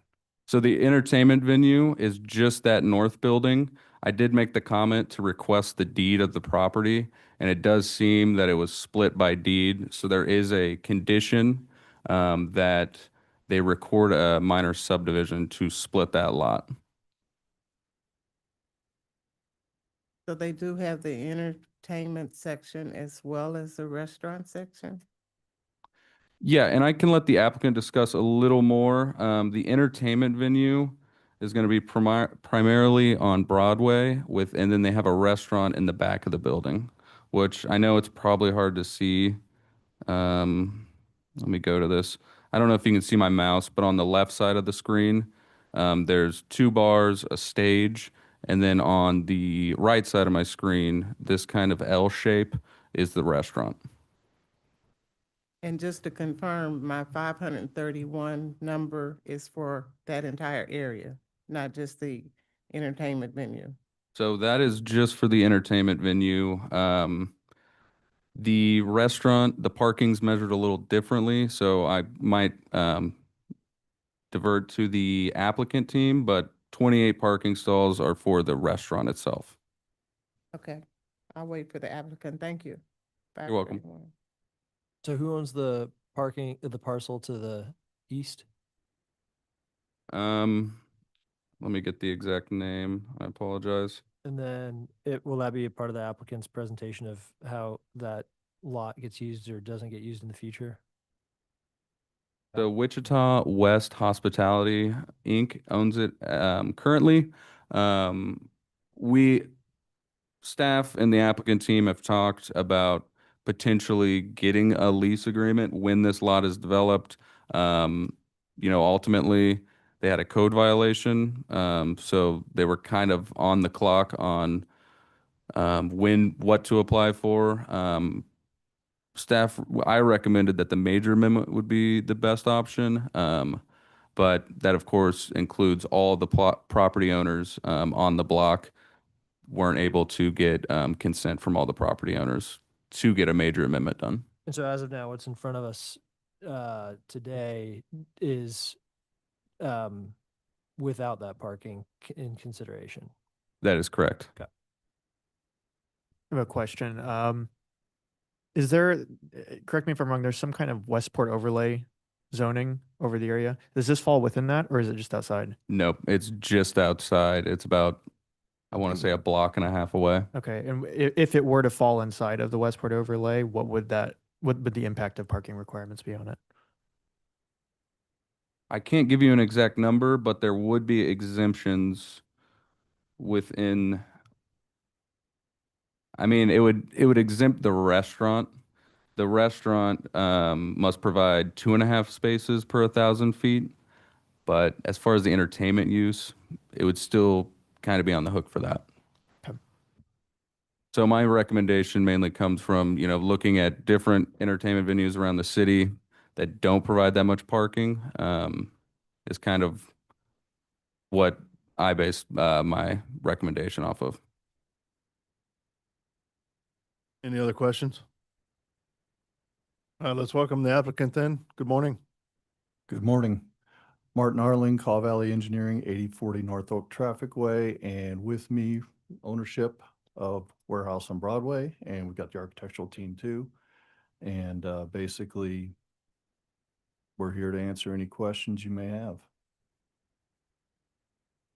Okay. You guys want to talk about the use of the space and what you're planning there? How do you fit 500 people in this building and so on? Yeah, so JC Cerise, thank you commissioners for your time, really appreciate it. So we are just providing a family-friendly event space for the community. As many of you know, Broadway is kind of, the facility that we purchased was already a live music venue when we purchased it. It was a restaurant and music venue. And so we just wanted to revive that and give a place for artists and musicians and local entertainment to have a safe space. And yeah, so we built a beautiful restaurant. It's gonna be 7 days a week, and a music venue that kind of complements it. And that's mainly weekends. We do have some weekday events. But yeah, we're just here to enrich Broadway and enrich the community to have a nice, safe space. What's your hours of operation at the facility? So currently the restaurant, we're just doing Wednesday, Thursday, Friday, Saturday. 5 to midnight was when the kitchen closes. We're gonna expand that 7 days a week. So we'll be, gosh, what are we gonna do? 7 days, 11 to. So my name's Neil Smith. I actually book the concerts. I previously booked the Midland Theater and I booked the Power and Light District before. So we started getting into this independently. I've also opened plenty of venues, the Truman, which has no parking, Record Bar, which has no parking, Midland, which has limited parking. We prioritize ride share, and we also prioritize the public parking in Westport for our venue. When Justin mentioned 6 days a week, we have events. That is not true. We have events in the restaurant primarily, and then we have selective events in the main room. To answer the 500 question, we prioritize it as the 500 cap shows in the room. It's quite a large room if you see it. There's bars on both sides with tiers, and there's a horizontal stage. It's a great setup. You know the square footage of that off the top of your head? Yeah, I'll have to have him pull up. So in that venue, are they standing or seated? It's a mixture. It's SRO primarily. It's a what? Standing room only primarily, but there are, we have an ADA area with a ramp that has stools that we dedicate for that. And then we also have a mix of chairs and stools that we can bring in based on what the event needs are. Just a random question, but is alcohol served at your establishment? Of course. Okay. I have an issue because part of the thing I saw you had 18-year-olds coming in. So how do you handle that? It's focused as a all ages event actually for a venue. That's based on our license. So when you say that you don't have 18-year-olds could have alcohol. No. We don't serve alcohol to 18-year-olds. Nobody's serving. Do you handle that when you got that? Oh, we wristband security. Yes, we have the proper protocols with security. We have. You have to tell us. We don't know. I understand. You have to tell us what you're doing. Sorry, I misunderstood your question. That's okay. Yeah. I will come back. 17-year-olds, that's a different story. No. Yeah. Yeah. when you say you don't have 6 events a week, but on the website next week you have 7. But you have 2 on the same day. How does that? So it's distinguished. If you look at the top, it says Soundbite. That's our restaurant. The venue is the venue. So it's distinguished by Soundbite being the small cap restaurant. So an inside is divided or is just open floor? The restaurant and the venue is just open? It's divided. It's divided. Yeah. So a lot of the events, just the restaurant's open. It takes. Salsa night, and we do trivia night, we do karaoke. So. And there are some dedicated concerts on there, but they're all distinguished with Soundbite at Soundbite on there. Yeah. Ryan Hunter, architect with Hermanos Design. I might point to the plan. There's kind of I think been some question about the layout of the venue and what goes on where. the Broadway facing side is everything on the left side of that drawing. So the stage flanked by two bars, that's what Neil was referring to as the venue. So those are the larger attended events that occur less often. On the, yeah, that's roughly, 2,300 square feet of space. In the center is the commercial kitchen. And when they took over occupancy of the building, both of those spaces existed, right? So there's already a stage there, a big open floor in front of the stage flanked by two bars. And then behind that was a commercial kitchen. When they took over the venue, then they, renovated at, great cost to sort of build out the dining room on the back side of the kitchen. So that's the east facing, kind of wrapping around the backside, added more restrooms and so forth. So they enhanced the dining experience, and they're made attempts to sort of improve the food program there. So just wanted to make that bit of clarification. That's what was there when they arrived, the improvements that they did in 24, and sort of how the program works now. So I think, Neil, when you called it the sound bite, that would be a smaller DJ back towards the restrooms. On the far right. You're gonna have to speak in the microphone. On the far right, there's a square. If you see the bar that kind of makes an L shape, I wish I had a laser pointer, but there is a dedicated stage on the restaurant side as well, which is identified by that square. And that's where we do the smaller cap performances versus the main room. Yeah. Does that give a little better picture? Yeah. So legally, is there two businesses with two different liquor license? No, we operate under the same liquor license.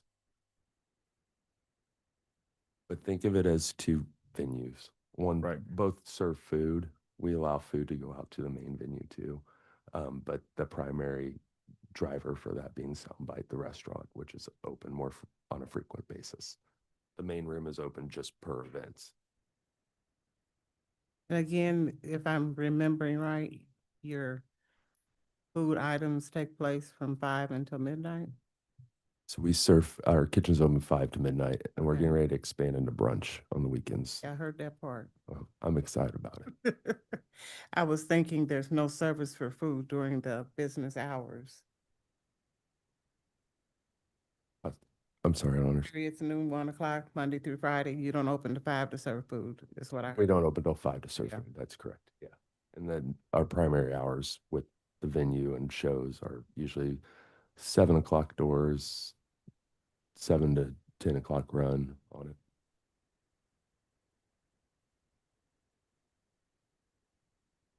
So do you receive complaints from your patrons about parking? No, I haven't had any of that. We really push on the public parking. I have people that email me and ask me questions about where to park. And we also really push on the rideshare, which I think a lot of people that go to concerts and events are kind of becoming accustomed to that.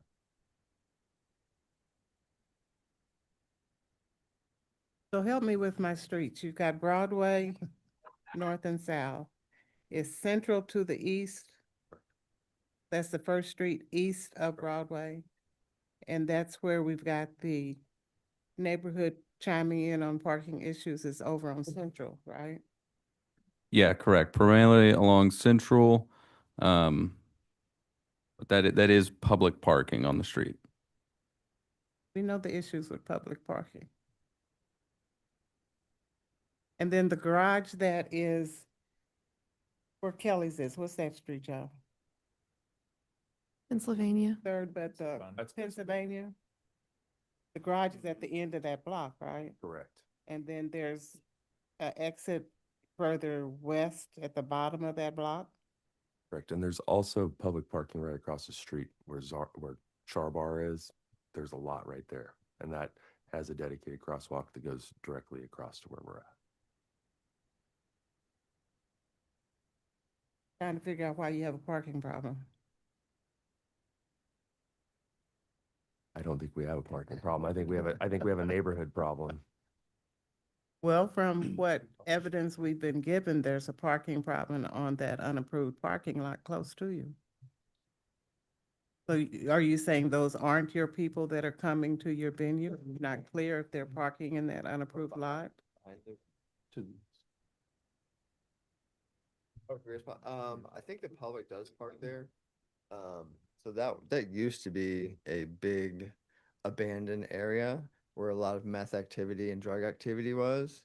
And our cars to our patrons were getting broken into consistently. One night we had 15 cars broken into. Correct. We're the only place on Broadway that has active security, licensed and bonded, that walks around the facility at all times. They're not that lot? I'm sorry? They're not that lot? No, that lot, yeah, but we have really amped that up since then, and so that has been, once the area was cleared off, which we spent an extensive amount to just kind of level that out so there couldn't be meth activity and people hiding behind the big hills. I'm sure, as the neighborhood association knows, it was very, very dangerous. I mean, there was camps there. People were starting fires. At one point, I showed up to the facility and there was an active fire that a homeless camp had started. And so we were like, we have to make this safer for Broadway, for Westport, for our employees. And so we had that leveled out and just cleared out just so it was safe and you couldn't hide and turn it into like an illegal illicit drug market. And so, yeah, people have begun to kind of park back there. There was already side parking where people would park up and down there at Wings Cafe or the Hookah Lounge. People were already parking in that area, but now it's just a little bit easier for them to kind of park straight instead of sideways. And so we were trying to secure a lease with the owners. They have agreed to a lease multiple times, and then they'll just disappear. And like stated, they've been cited and have just evaded it. And so we're doing everything we can to secure that property, but they just don't. They'll say yes, we'll get you a drafted lease, and then they just ghost us. So we're kind of at the mercy of their hand when it comes to that. But we've attempted in many ways, and it's for sale, but it's at a preposterous price. Commercial zone, I'm sorry? commercial area. I think they're asking like $5 million. Not surprised. Yeah, which makes no sense. But teach their own. I'm done for now. Thank you. Okay. The south building, is going to stay as is, maintain the retail that you have now? Okay. Any other questions for the applicant? Well, last one, I think you did a engagement meeting. Do you have one? Okay. Yes, we Public did. engagement meeting? Yeah. Yes. How did that go? It went on for a while. You have the notes. It went on for about, what, hour and a half, 2 hours. I think primary discussion was parking and security, and to their point, the security issue is improved with them being there. I mean, because they are the only, as JC said, they're the only ones providing security around there. But yes, the meeting did talk a lot about parking, but again, it's all parking on public streets. And it's Westport. I mean, any place you go has the same situation. I don't know if you want to, anything to. Oh, yeah, I mean, we really respect the neighborhood. We're part of the neighborhood. We're trying to enrich it. We're trying to make it safer. The space, when I purchased it, previously it had been abandoned for years. It had been broken into.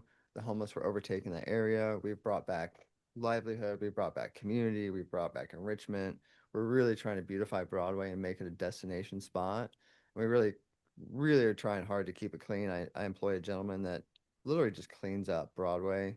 His job is just to go around the block and just pick up, just because I love Broadway and I'm invested in it. It's where I grew up. It's where I'll pass away. I love the neighborhood. And we're trying everything we can to do to mitigate the parking on the public parking.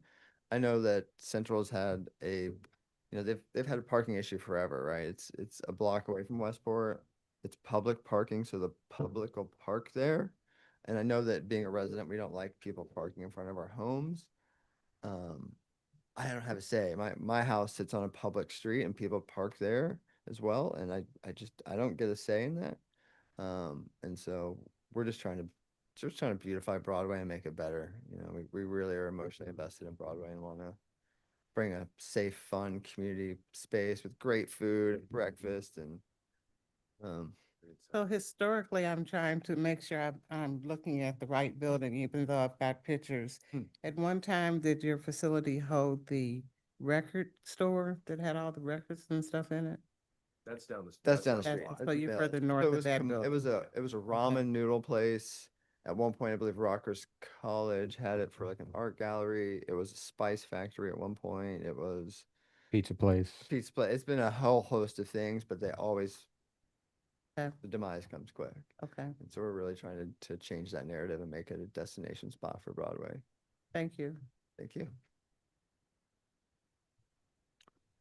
Any other questions? Okay, let's open it up for public testimony. If there's anybody out there who'd like to speak regarding docket item number 5, please come forward or raise your hand using the Zoom feature and you'll be called upon. Come on up.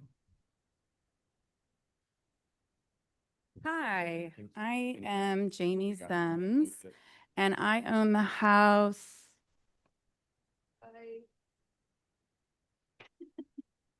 So I'm being heavily impacted by this new venue. I own that house is currently being operated as a legal permitted Airbnb as a short-term rental. So my experience is sometimes from the eyes and ears of the guests that stay with me. The homeless, yes, has been in this neighborhood for decades. And honestly, I've never had a complaint about the homeless in the neighborhood because they're always respectful for the most part. They're not dangerous. They're not causing a ruckus. They're not disturbing the peace. However, I'll just let my guests speak for me. We're here September 14th at 3:49 a.m. We were just woken up by a number of individuals hanging out outside our house. The house, it appears they may be arguing. Wanted to give you a heads up. We're feeling very uncomfortable and decided to call 911 to report these individuals. They're not only speaking very loudly, but there are multiple cars parked there playing loud music. Some of these people might have approached the front porch. I'm not sure if they're visible on your camera.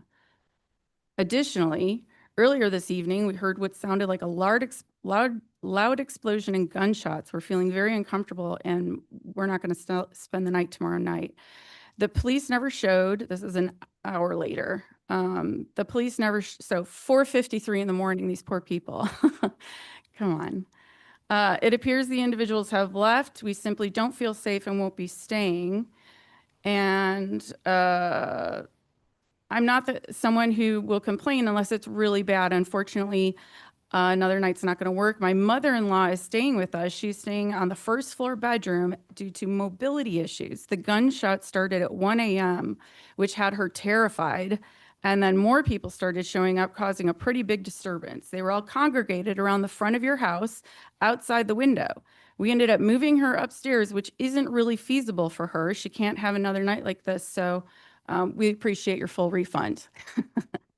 Okay, so here I am having to refund multiple guests, and this is new. This did not happen prior to this venue opening. I am all for progress. I am all for you guys providing entertainment in the entertainment area. That's great.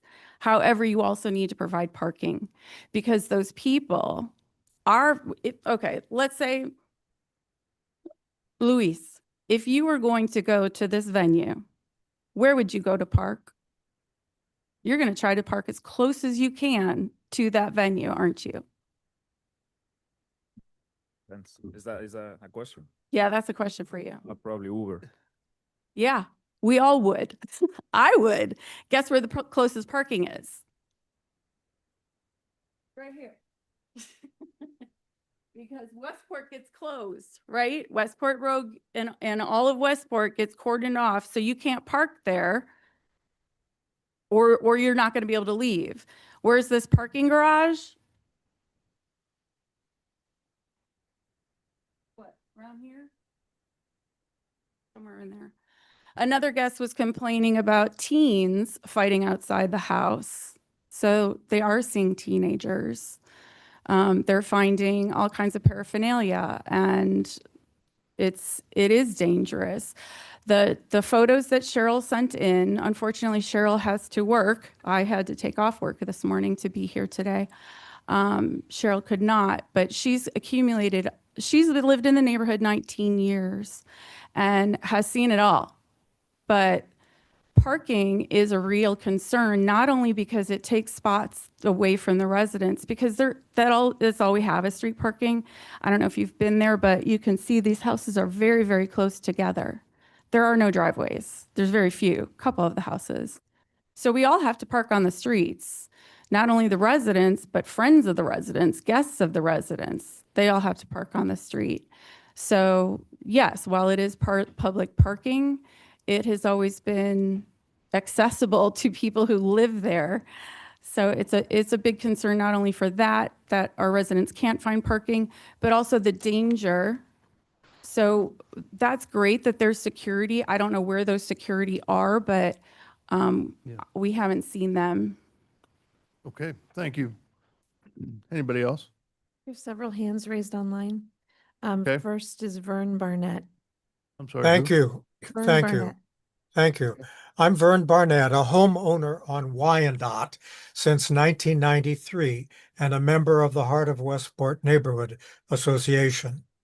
We remember 2002 with our parades and protests, TV coverage, and thanks to the Sun and Shine law firm suit, we successfully shut down the XO Club nuisance at 40th and Central. The warehouse proposal raises similar questions of parking, safety, security, nuisance such as trash, and patron noise. We think the warehouse creates a need for security that will far outstrip the ability to provide it. We cherish a stable neighborhood, not to introduce a 531 patron alcohol element requiring armed watch. Just last week, my own front porch was vandalized. Concerning parking, the streetcar won't help. Few people will want to walk 4 blocks at night through an area plagued by recent deadly violence and ongoing concerns to get to the warehouse. The dirt parking lot I can see from my rear second floor window is an invitation to accident and nuisance. I understand the warehouse had not even obtained legal right to that property before using it, which raises concerns about honesty, fair play, above board activity. The warehouse provides 0 benefits to longtime Westport residents. It does and will inflict damage on us with chronic patron noise, increased crime, traffic issues, severe parking disruption, trash, and other mischief. The warehouse degrades and damages the neighborhood and our properties. And I do also invite you to see the statement from Cheryl Windsor. Thank you. All right, thank you. Abraham Santana. Hello, I'm a homeowner right across the street at West 39th Terrace.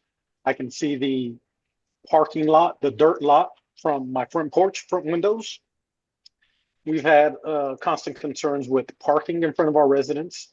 Like the others have shared, I understand it's a public parking, but it's meant for the neighborhood homeowners and renters and visitors.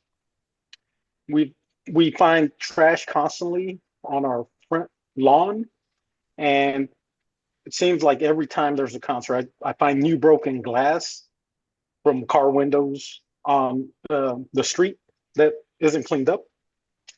Just 2 Sundays ago on the 5th, it's around 1 a.m. or so, I had a rental truck that was broken into. There was nothing in there at all. I had cleaned it out, but I caught it on my Ring camera. They just broke it from a distance and ran in there. I guess that night there was also a dozen or so vehicles that were broken into in that dirt lot. They have mentioned security, but not once have I seen security out there or proper lighting. I mean, I'm out there constantly. I go to sleep pretty late. There's always a ruckus. There's people gathering in front of our homes. There was someone trying to urinate on the property next door to me. I had to stop them from doing that. So it is a safety concern, a look of cleanliness concern. And I'm all for live music. I think the venue is a great idea, but not the location. With 500 plus patrons visiting, I mean, 30 parking spaces is just not going to cut it. I don't know how many employees they have, but I'm sure those employees use that same lot as well. And as mentioned earlier, the streetcar would help some, but it's not going to help. I mean, it might have a few patrons using the streetcar, but it's not really going to help in the totality that it needs. Okay, I think we've run out of Thank you. time here. Thank you. Mustafa Shabayak.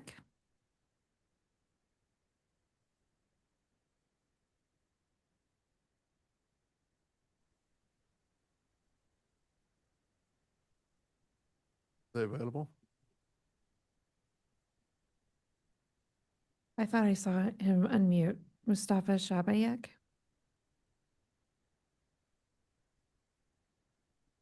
Well, this is Phil Zems, and I live I on. haven't called your name yet.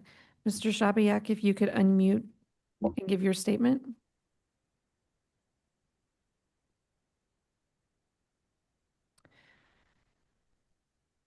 Okay, we'll move on to Phil Zems. Thank you. This is Phil Zems, and I live at 4037 Warwick. And I'm all for live music and venues that are going to enhance and encourage people to come to Westport. It's a beautiful place. It's a good place for those things, for people to have food and enjoy live music. Westport, as we know, has had a public parking problem for a number of years, and now with closing off the way that the streets are closed off, it's difficult for people to get to those parking lots and parking garages. We've now added a venue that is going to bring in 500 additional people. We've already have a parking issue, and now we're going to increase that amount of parking that is going to be required. I think if the warehouse is going to be able to continue to operate in this way, they need to provide sufficient parking for their folks, as well as lighting and security for that parking area. I would say that just knowing things about bands and things like that those 30 parking spaces they have most likely are used by their staff, as well as the band and their equipment, taking up multiple spaces if they've got any kind of a truck or trailer in those areas. So I would encourage the council to deny them having that special use permit for. Thank you. All right, thank you. Those are all the hands raised. Are all the hands raised? Okay, did Mustafa come back? Mustafa Shabayak, if you want to unmute and give your testimony.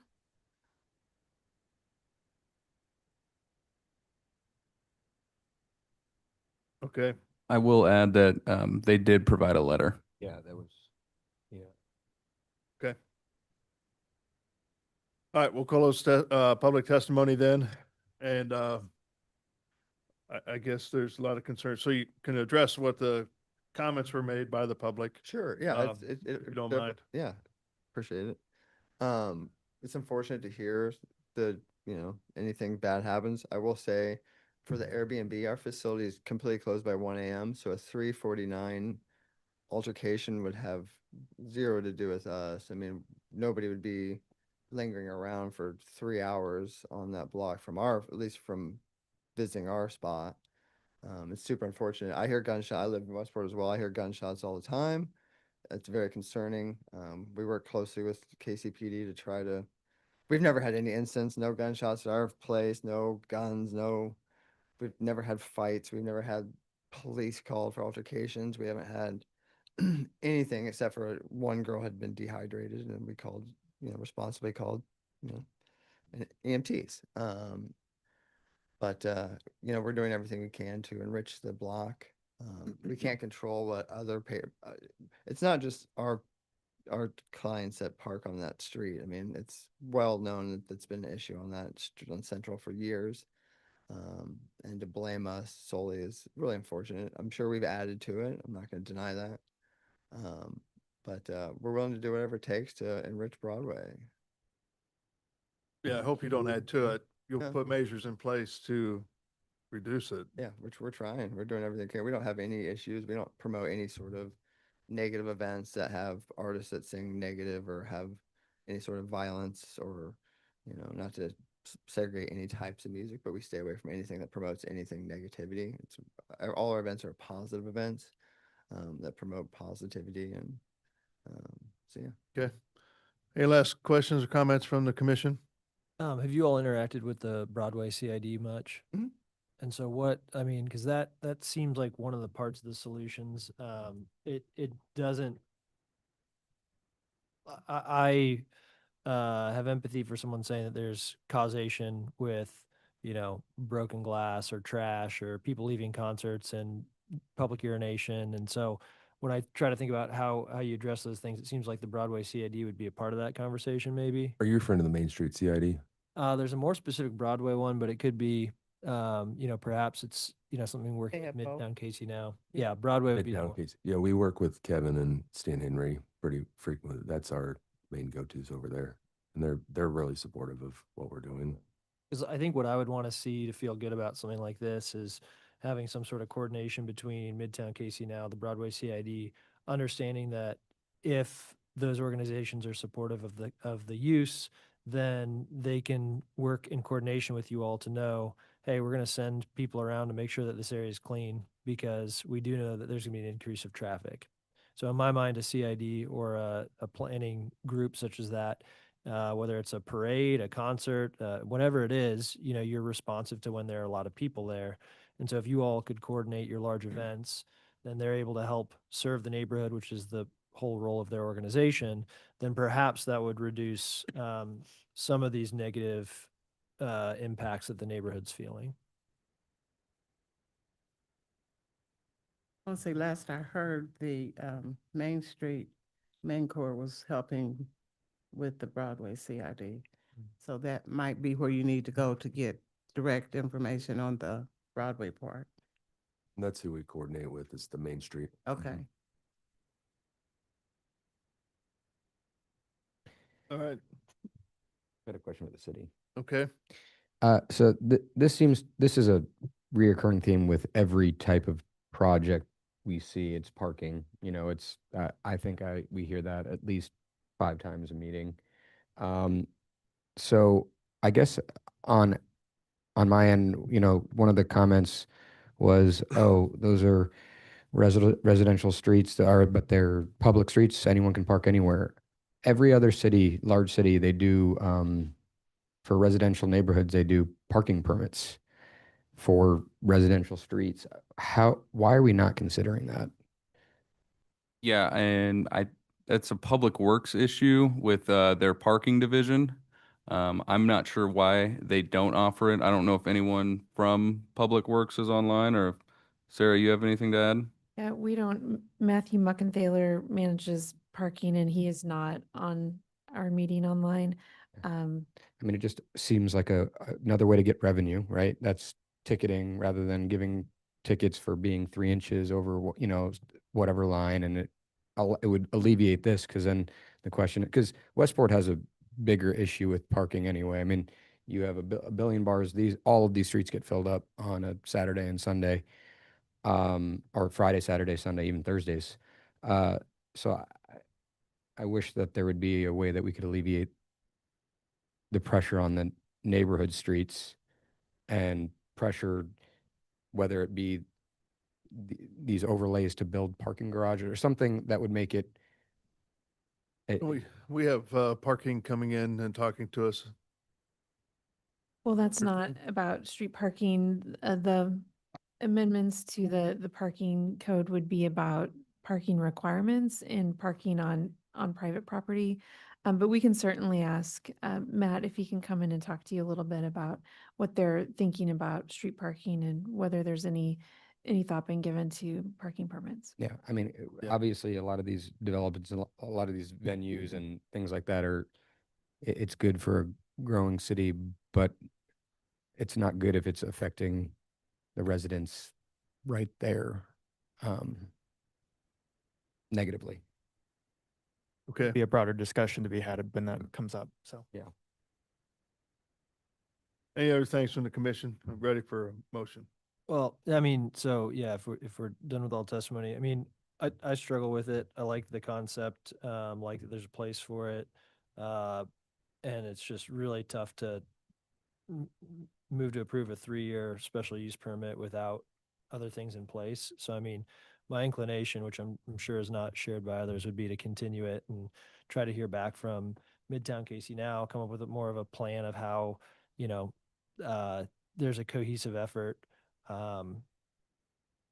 Yeah, because I mean, anytime you have 500 people, whether it's people walking to the streetcar, parking wherever, again, there are just impacts from that many people. And so it'd just be nice to feel that if we're going to approve a special use permit, that there's some sort of cohesive effort. The other venues that you mentioned, which I think are good examples, they're also in a similarly urban context, but don't have that extra, 1 or 2 streets of residential.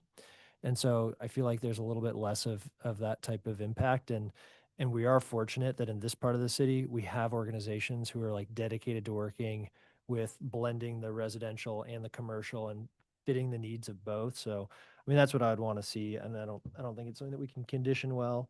And again, I'm supportive of the idea overall, but I wish there was a better solution for that. I feel pretty bad voting for this based upon the You can impact add a neighbors are gonna condition have. with that on there to have some kind of plan before it goes to BZA.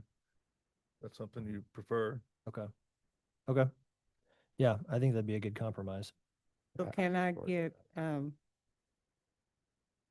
Justin, remind me again where what was it, the Broadway or Westport overlay stops? You were saying this was just outside. I'm trying to understand why it's just outside.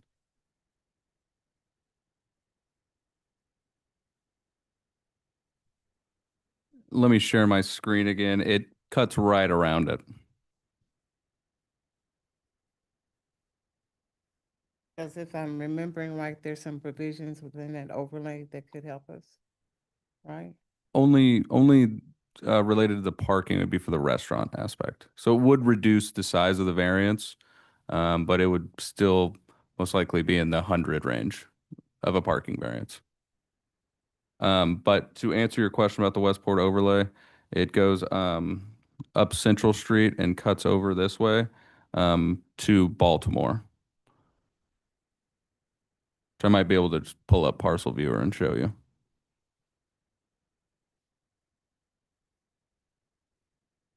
If you'd like to see it. It goes a little bit up Broadway and then stops about right here.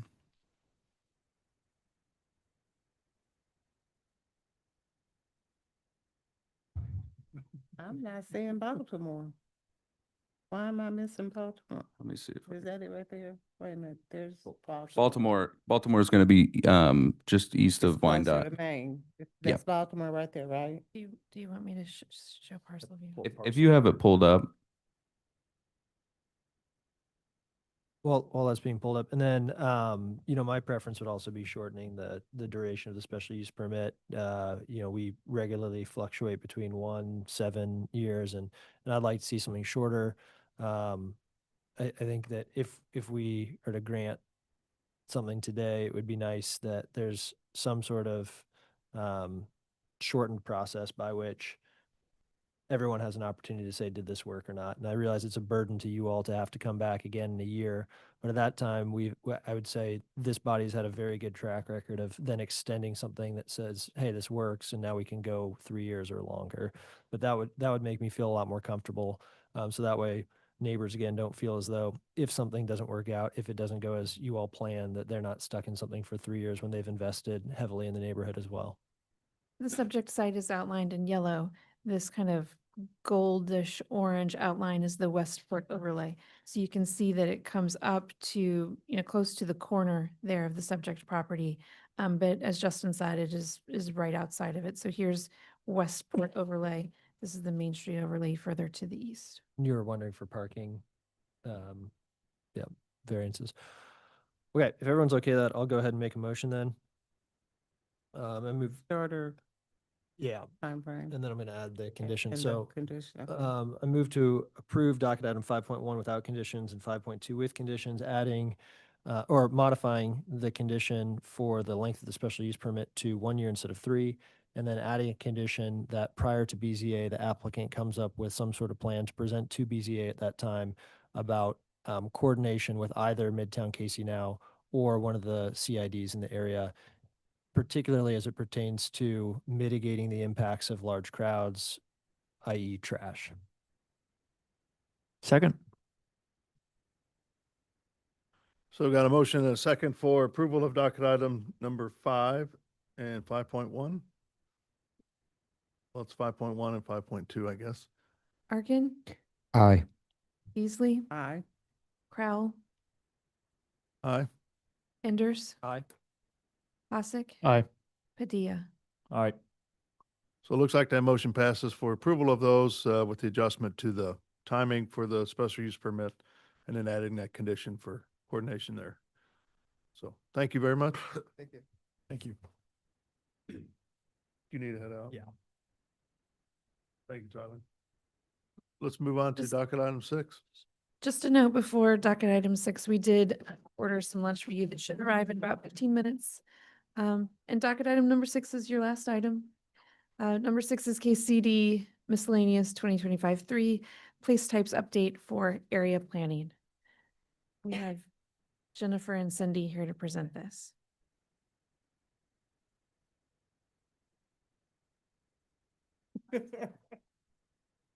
Yeah.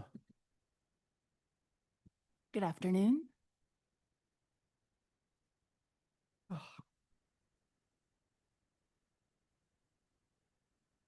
We won't keep you from lunch long. We have a brief update, and I will share that.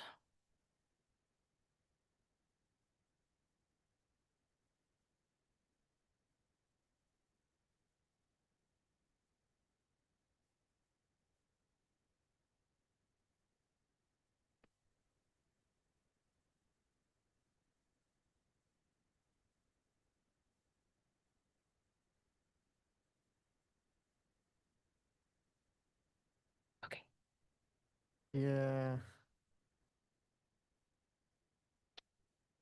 We could be more efficient. We can go ahead and get started, or we can wait. Okay. Yeah, go ahead. I'm sorry. No, Jennifer Reinhardt, lead planner with the planning department.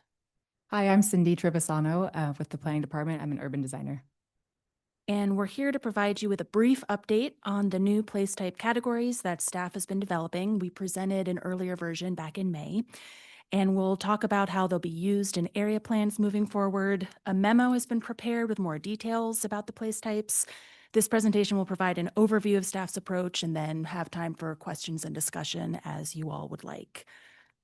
So with that, place types are a new framework of land use planning that's starting to be used more and more by peer cities such as Charlotte and Denver, as well as our neighbors like Lee Summit, Springfield, and St. Louis. It's a way to describe the general character of places in Kansas City as more than just the land use classification of a single parcel. Place types describe the look and feel of different areas and include items like building location and sizes, range of travel modes, street and block patterns, and intensity of use. They also include in community context, which is important for Kansas City, as we all know, has a wide range of established urban areas to rural farmsteads. And so place types are a way to illustrate the type of development we want to see in certain areas and determine what is appropriate and compatible. Place types are flexible categories. I did not choose this image knowing that we would follow the item before us on the agenda. But so Westport and Briarcliff look different. They have different contexts, but these areas shown can both be described as centers for neighborhood serving commercial activity. So instead of being two different place types, we're creating design guidelines that have different contexts. Staff thinks this is a way to simplify the number of categories and also be more responsive to the type of development patterns we already see in the city. And so we'll quickly go through the different categories, and then we'll talk about the design guidelines, how they'll fit into the Casey Spirit playbook and work into area plan updates and what you all will see in staff reports moving forward. And with that, I'll turn it over to Cindy. So you have a list of the current place type categories on the screen here, not too different from what we shared with you all at the last update. But based on some feedback from this commission and from others in the planning department, we did make a few changes. So we added civic parks and rural flex on the first column there for just some more delineation between these different kinds of open spaces. We also added neighborhood 4 as an additional neighborhood type for, again, some more distinction kind of differences between our 4 neighborhood types. And we also renamed what used to be Innovation Flex is now Industrial Flex, in hopes to help kind of clarify that category. And we worked on defining what Industrial Flex means by working with our area plan team and looking at where it applies and how it can be used. So our neighborhoods on the screen here, 1 through 4, represent a range of scale and intensity, kind of from left to right. It also includes a few compatible uses, and both urban and suburban contexts are represented here. However, neighborhood 4 is primarily an urban context place type. And then the centers are concentrations of your commercial and mixed use activities. And again, a range of scale and intensity with both contexts represented here. And kind of similar to neighborhoods, regional center is the one that is primarily urban rather than suburban. For the areas, we have large format uses are in the manufacturing and logistics, as well as some transitional areas. And both urban and suburban contexts are represented here because we really would have sort of a different look and feel and design recommendations for the context of these uses. And our open spaces and undeveloped areas are on this page. And these are kind of less associated with context altogether. So we have natural areas on the left, and then the civic parks are kind of what we think of our city park system. And rural flex is used to kind of collect our undeveloped and farmland areas. Now we do have some houses in rural flex, but these are really the areas that are without complete infrastructure and utilities. So each of the place type categories will have design guidelines associated with them. And within the guidelines kind of chapter for each place type, that's where we will address the urban and suburban context, showing different recommendations for each context, as well as illustrations and photos to help this really be a visual, user-friendly document. And so these design guidelines are in development. We have a slide about timeline here just in a little bit, but just to also note that they will complement other standards that staff and the public and the development community uses, such as the residential infill lot and building standards, as well as the street design guide as part of the major street plan. So we're really designing this and describing these places, but looking at how it relates to other elements that people are used to using to evaluate their development and figure out what is appropriate in these different locations. And so With that, we have the KCI area plan and the Truman area plan are the two area plans currently being worked on. There are others upcoming. And so as part of that process and in collaboration with those community stakeholders, the future land use map is starting to use and reflect these place type categories. And the other image just shows, soon once this goes into effect, you will start to see these place type names in the staff report. And then again, the memo goes into a little more detail of how that will work with existing classifications and just how staff intends to use it.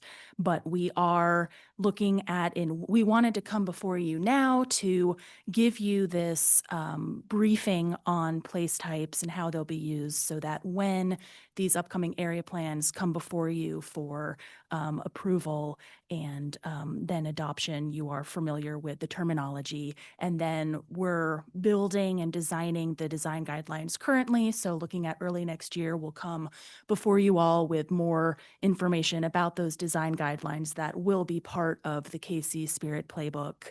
And the playbook would be amended to include these new place type guidelines. And then looking at next year with additional area plan updates that are planned. And that's all we have. We're happy to answer any questions or provide clarification that you all may have at this point. Yeah, just a quick question. So, like, for instance, a designation neighborhood one would be neighborhood one, it'd be neighborhood one, urban. It would have it would be a two-part designation. Okay. So it would be that or, whatever it was, there was two. Yeah, so it would have one designation of neighborhood one, and then the guidelines would have the, the what it Residential low density or with the urban. urban or the suburban context. Okay. Was it? Do you think we'll ever have a neighborhood 4 in the Northland? I think things would have to change because we'd be looking at connection to the street and transportation and super high density. So maybe in 20 years, And but we'd Where have. would you think that would be? Next to your house. Well, I keep looking at the Kmart thing at 72nd Street. So Oh, I'm yeah. looking at that. That's true. There's, again, it's part of the future of the Northland, but having these categories as part of the conversation would help make sure that, the supported infrastructure would be in place for if that were to occur next to your house. I mean, Jennifer kind of glossed over very quickly, but part of this is also looking at how are we incorporating transportation improvements and other supportive infrastructure to the land uses. So if the streetcar ever goes north, I think that's where we would be looking at neighborhood 4. Gotcha. So there would be a lot of precursors prior to. You're not going to jump from rural flex to neighborhood 4. Neighborhood 4 is going to go where maybe today we see neighborhood 2. Or one of the business, a community center maybe transitions to having neighborhood 4 adjacent to it. So something along those lines. It's a decent location that could use a major facelift. That's true. Can I get clarification on something you had just said? So you said that the only time where you would have a neighborhood 4 is where you would have transit, for example. Oh, no, that's something that these land uses don't exist in a vacuum. Right. They're related also to our transportation network and to our infrastructure network. So I think neighborhood 4, to get that much density, you have to have also the supportive infrastructure and Right. transportation around it. And so that was my question, was in order to have neighborhood 4, you have to have that transportation component to it. I think that's one of the things we're looking at when deciding where are we designating neighborhood 4. Okay.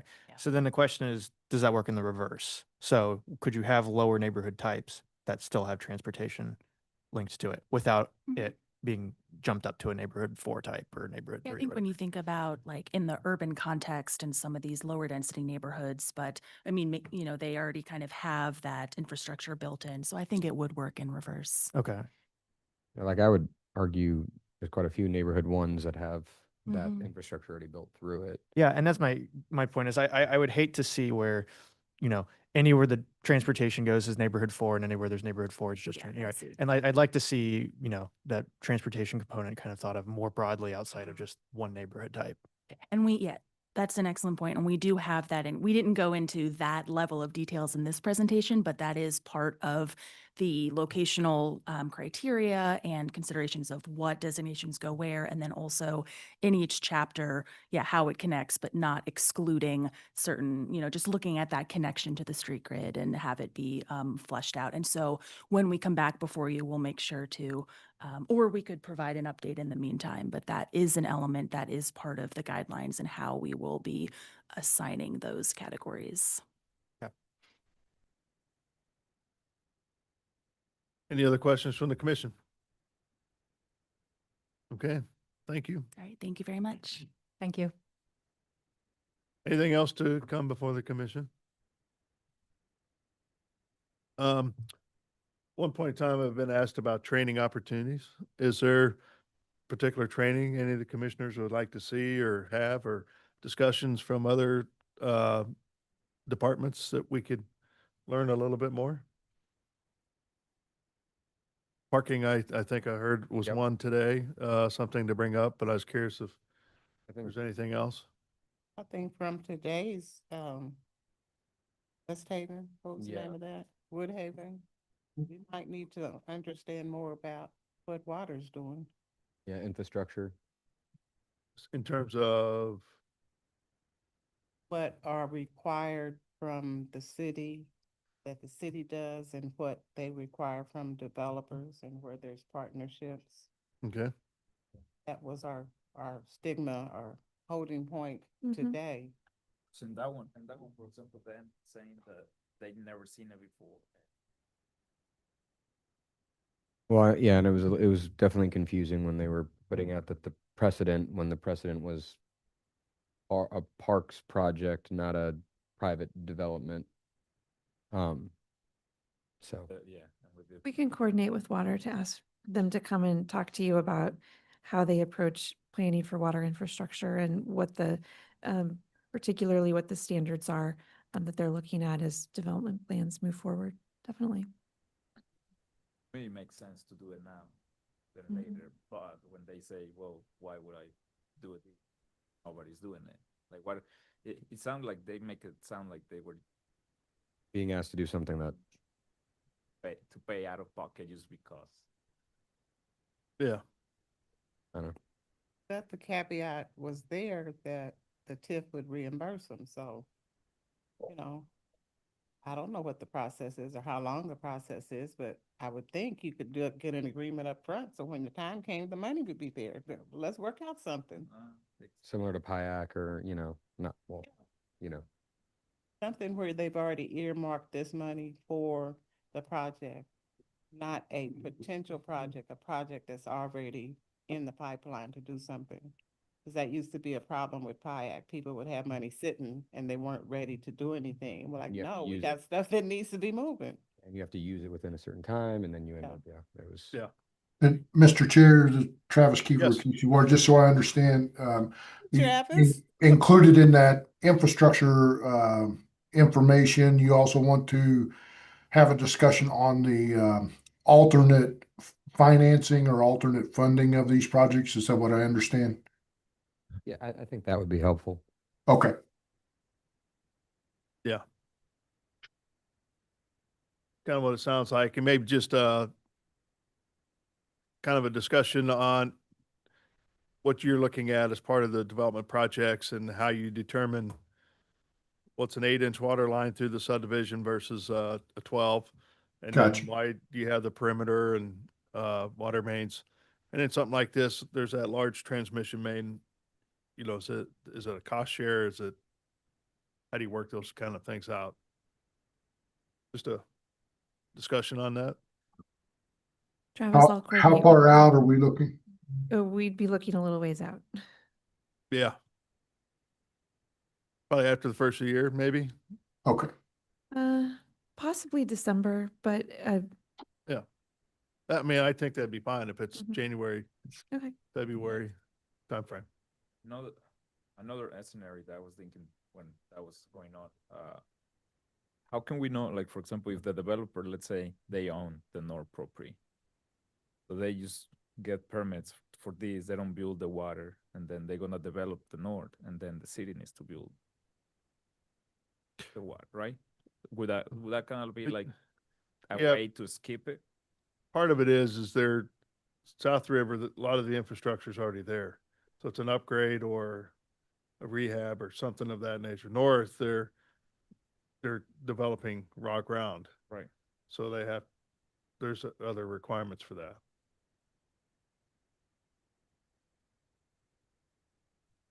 And then there's a timing process as well as to when you can put the infrastructure in. You know, you want to make sure the grading's done before you put the water line in, or the streets are done, or the curbs set, you know, just so you don't have to redo the water line a second time. Rip out stuff to, it's. There's a process there and a timing on what's required as part of that as well. Okay. Anything else? Any other thought? Okay. Thank you. Yeah, if you can Yeah, work with thank you. Travis, that'd be great Yeah. to go through that. All right. Motion to adjourn.